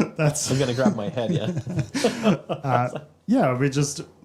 Like you said, oh man, I'm reversed there. Yeah. Oh, my head. We were doing International Save the Vaquita Day broadcast, as you said, we do every year, and we were just wondering how could we make better use of all that technology. If we already have it. It would be kind of a shame if we only do this once a year. So we ended up with all of this, and now we can show currents. Yeah. We can show Julius as he's painting. Here we go. Almost there. There was a question about. And that's interesting. We can explain that while you're drawing. Mm-hmm. Do you know what the purpose of the orca's pattern is specifically? I find the white blob close to their eyes interesting. We talked about counter shading earlier, but this is... Oh, yes. I seem to recall reading about this at some point. Oh, it was a while back. I'm going to say right now I don't know. And for scientists, that's actually really interesting. We're really curious. Absolutely. If we don't know something, that's what drives science. That's a really great question. Somebody in the audience probably actually knows this already, but in a general sense, eye spots in animal species are very common as markings. Marking patterns that resemble eyes and other parts of the body than the eyes. In orcas, they happen to be right next to the eye, actually, right behind it. And I doubt they function similarly to other animals. But you'll see, for example, in moths and butterflies, a lot of them have these extravagantly beautifully colored eye spots that sometimes look a lot like real eyes of animals. And in those cases, they often use them as a way to fool would-be predators into thinking that that's where the animal's eyes are. Now, in many species, that's what happens, including in many fish. Eye spots are placed near their tail so that the predator goes for the tail, thinking that's the head, and it'll, try to disable the animal by biting into what it thinks is the head. Meanwhile, the animal escapes in the other direction because its head is on the opposite side. In butterflies and moths, for example, and other types of organisms, those eye spots on their wings are often sort of hidden until they're revealed. And they're often revealed explosively by the animal. Let's say they're on the hind wings often, and the animal will suddenly move its forewings to expose their eye spots. And in those situations, it uses them to startle a would-be predator. And that might give it just enough time to get away while the predator is recovering from this shock of like, oh my goodness, what just happened here? Why are these giant eyes looking at me? What is there? Is there another predator or another animal there that's larger than I thought this was? And while it's just, in the split second it takes to try to figure that out, the moth or butterfly has a chance maybe to fly away, or better chance. So that's often another way in which eye spots are used. Now, this eye spot may actually not even be a true eye spot at all. It doesn't look like a real eye. And so I'm wondering if there's actually a different purpose to this entirely. And that's my suspicion, although, again, I don't actually know, and I'd have to look into that. But that's a very, very good question, and that's something that we should all look into anyway, because those patterns are very distinctive, and they evolve this way. And whether they evolve with a to fill a particular role, not that evolution is teleological or plans anything, but animals evolve because of certain pressures on them, and often the ones that survive, the ones that end up becoming the successful descendants that evolve, that are the results of evolution, they end up being the ones that were better suited for some reason or other, and whatever was the reason for these eye spots to evolve, somehow they were better suited for the environment. Alternatively, sometimes some patterns may evolve because their coding for them genetically might be close enough to other genes that are selected more specifically because those genes' functions are more critical to the animal's survival, and that the environment in which the animal lives, something in there is selecting for the presence of those genes. And because they're so closely placed to those necessary selected genes, some features that define maybe color pattern may also kind of hitch a ride evolutionarily and be selected for incidentally. Because there's a smaller chance of them being exchanged between the when we have recombination happening, sorry, I think I'm starting to show the results of my stomach being empty during I think we have about mitosis and meiosis. We have about 10 minutes left until we're hitting the 3 hour mark. Oh my goodness, that's long. I didn't realize it was like that. You're right. Okay. Well, anyway, I'm basically pretty much finished with this image. Let me point out one last thing here that is of importance here. I did the caustics on the flippers a particular way here. That flipper is not face on. If you have my hand here, oh my goodness, which way am I? Okay, this is face on. We're seeing this flipper more like this, right? It's kind of looking toward us. So if the caustic patterns on this flipper, which is almost horizontal with respect to the water surface, if they're kind of particular pattern, if you look at those caustics this way, they're going to be like compressed in their appearance. And that's what's happening here. These caustics are compressed in this direction, the way that it's angled toward us. And so that's another thing to pay attention to. That's basically what's happening along the top edge of the animal's back too. You see how I've kind of compressed the distance between the caustics so they're closer together. Well, because that's what happens. We're seeing it at an angle, and you're seeing a lot of them sort of piled up on top of each other. Anyway, that's the last thing I wanted to say. This is pretty much finished as as you know, as far as we go for portraying the animal, I can add some more details to it as well. Like for example, there's a little bit of a detail here with some of the musculature that defines the tail stalk and things like that. But this is going to be less important for the purposes of this show here.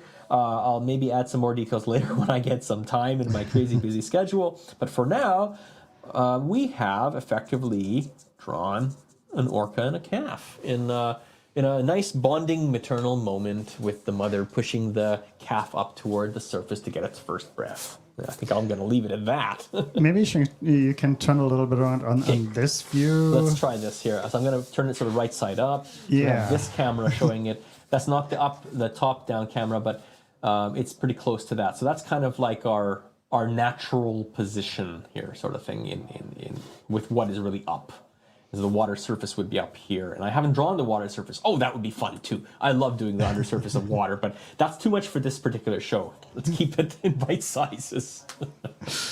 There we go. Oh wow! Well, it's been a journey. I think it's been a hike. it's quite a line. It's been a hike. or a really nice long dive into the world of orcas. A nice long dive. I like that image. Excellent. I'm just gonna. Where do I leave it? Sure, I'll put it a little bit so it's more in there we go. Yeah. Most of it there. Pretty much all of it. Just about all of it. Tip of the. I love the caustics, like in all your images. I have to imagine this is black paper. What kind of? This is a Canson paper. I love Canson brand because it has a really nice kind of a tooth. It's pastel paper actually. And so if I were to, actually, if I hold it close to the camera, here, you might be able to see the texture. You see how it's, you see that sort of reticulated texture, almost network-like? Yeah. But those are, there's a little ridges, basically, on the paper. It's what we call tooth.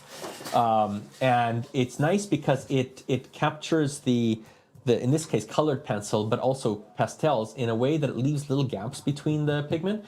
And it generates this sort of natural, almost stippling effect, kind of like, you know, when you kind of draw a picture by points, pointillism. So it allows for this kind of very interesting distribution of pigment and no pigment. And it helps to, as I mentioned before, reduce the appearance of those individual lines if we're trying to shade with a pencil, for example. It makes it a lot more homogeneous looking if you wanted to make a nice smooth gradient. So I like it. It's so beautiful. It's the first time I've seen you use that technique, and on black paper. I mean, for the orca, that was perfect. It's incredible how you're doing this, even in your mind, just doing the inverse thing, doing this like negative, positive, all mixed up. This is in my head that doesn't work. Probably you have to think reverse way from how you apply shadows. Exactly. Right. That's so crazy. I think earlier we had somebody who said, like, I think Brenda was one of our moderators. She said, I'm at most I'm going to be able to draw a stick orca, and I think I'm still in that same phase. I'd be just like that. Maybe in the future, in one of those broadcasts, we can do a more traditional how to draw. Because I've seen you do that with Makita. It's still one of those most viewed videos that we have. Definitely need to do that. Yeah. But for today, I want to thank Julius for being here in my little studio, for the Porpoise Conservation Society, and for all the other channels. I know we have a lot of viewers listening from the marine mammal rescue community as well. Yeah, it's wonderful. Julius said he likes all kinds of sea puppies, puppies of all kinds, not just sharks. He spends a lot of time with those.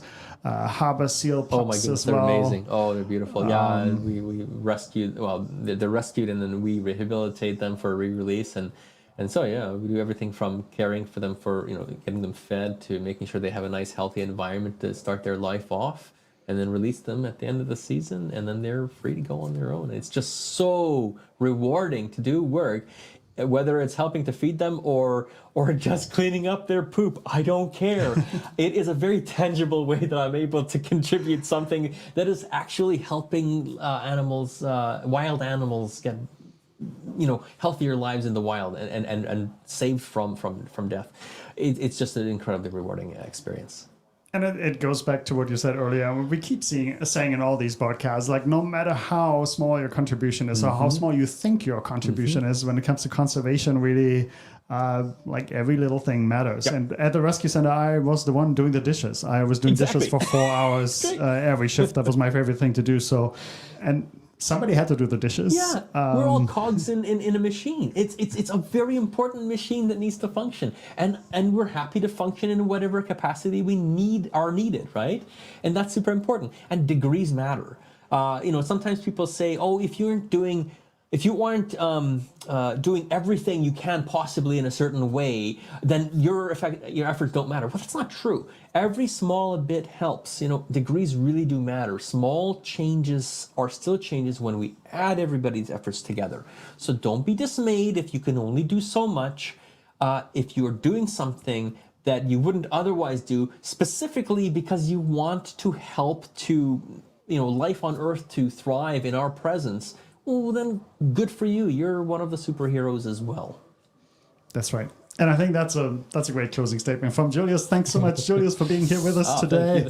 I'm so happy that everybody got a chance to join us. Thank you for everybody who tuned in. Or if this is a recorded one, if you're tuning in later, then thank you for watching now. That's right. We're going to preserve this on all our channels. I hope one of our moderators on the marine mammal rescue community can make that a highlight, the whole stream, so that we can keep this on our channel. But you can definitely watch it on YouTube, and it's going to be on LinkedIn. What other channels do we have? We're on Facebook as well, even on Twitter. Like, we're on all those channels. So wherever you were watching from today and wherever in the world you were watching from, we appreciate it. Thanks so much for your comments as well. Thanks also to the marine mammal rescue community and the moderators there who have kept our audience company throughout this afternoon, and we're going to be back. Oh, and many thanks also to Christine for helping out with all of the background stuff. That the two of us here are visible and so on, but Christine's been busy in the background too. She's our producer, and she's watching this on a big TV screen in a room next door to make sure that we're actually here and people can actually hear us and see us. So yeah. And with that, I'd like to wish everybody who's been watching a great rest of your afternoon, evening, night, morning, whatever it is. We have people watching from all over the planet. And please feel free to leave those comments still, even under the recordings, if you want to let us know about your ideas for this program. We mentioned earlier, it's a pilot, so it's the first time we're doing this. If you think this is all really silly and we should be doing it, let us know as well. If you have any ideas, comments, constructive, preferred, then we'd love to incorporate that into the program.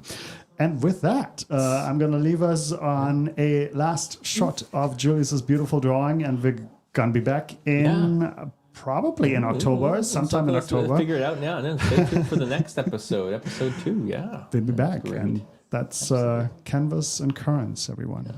Have a good rest of your day, night, morning, whatever it is. Yep.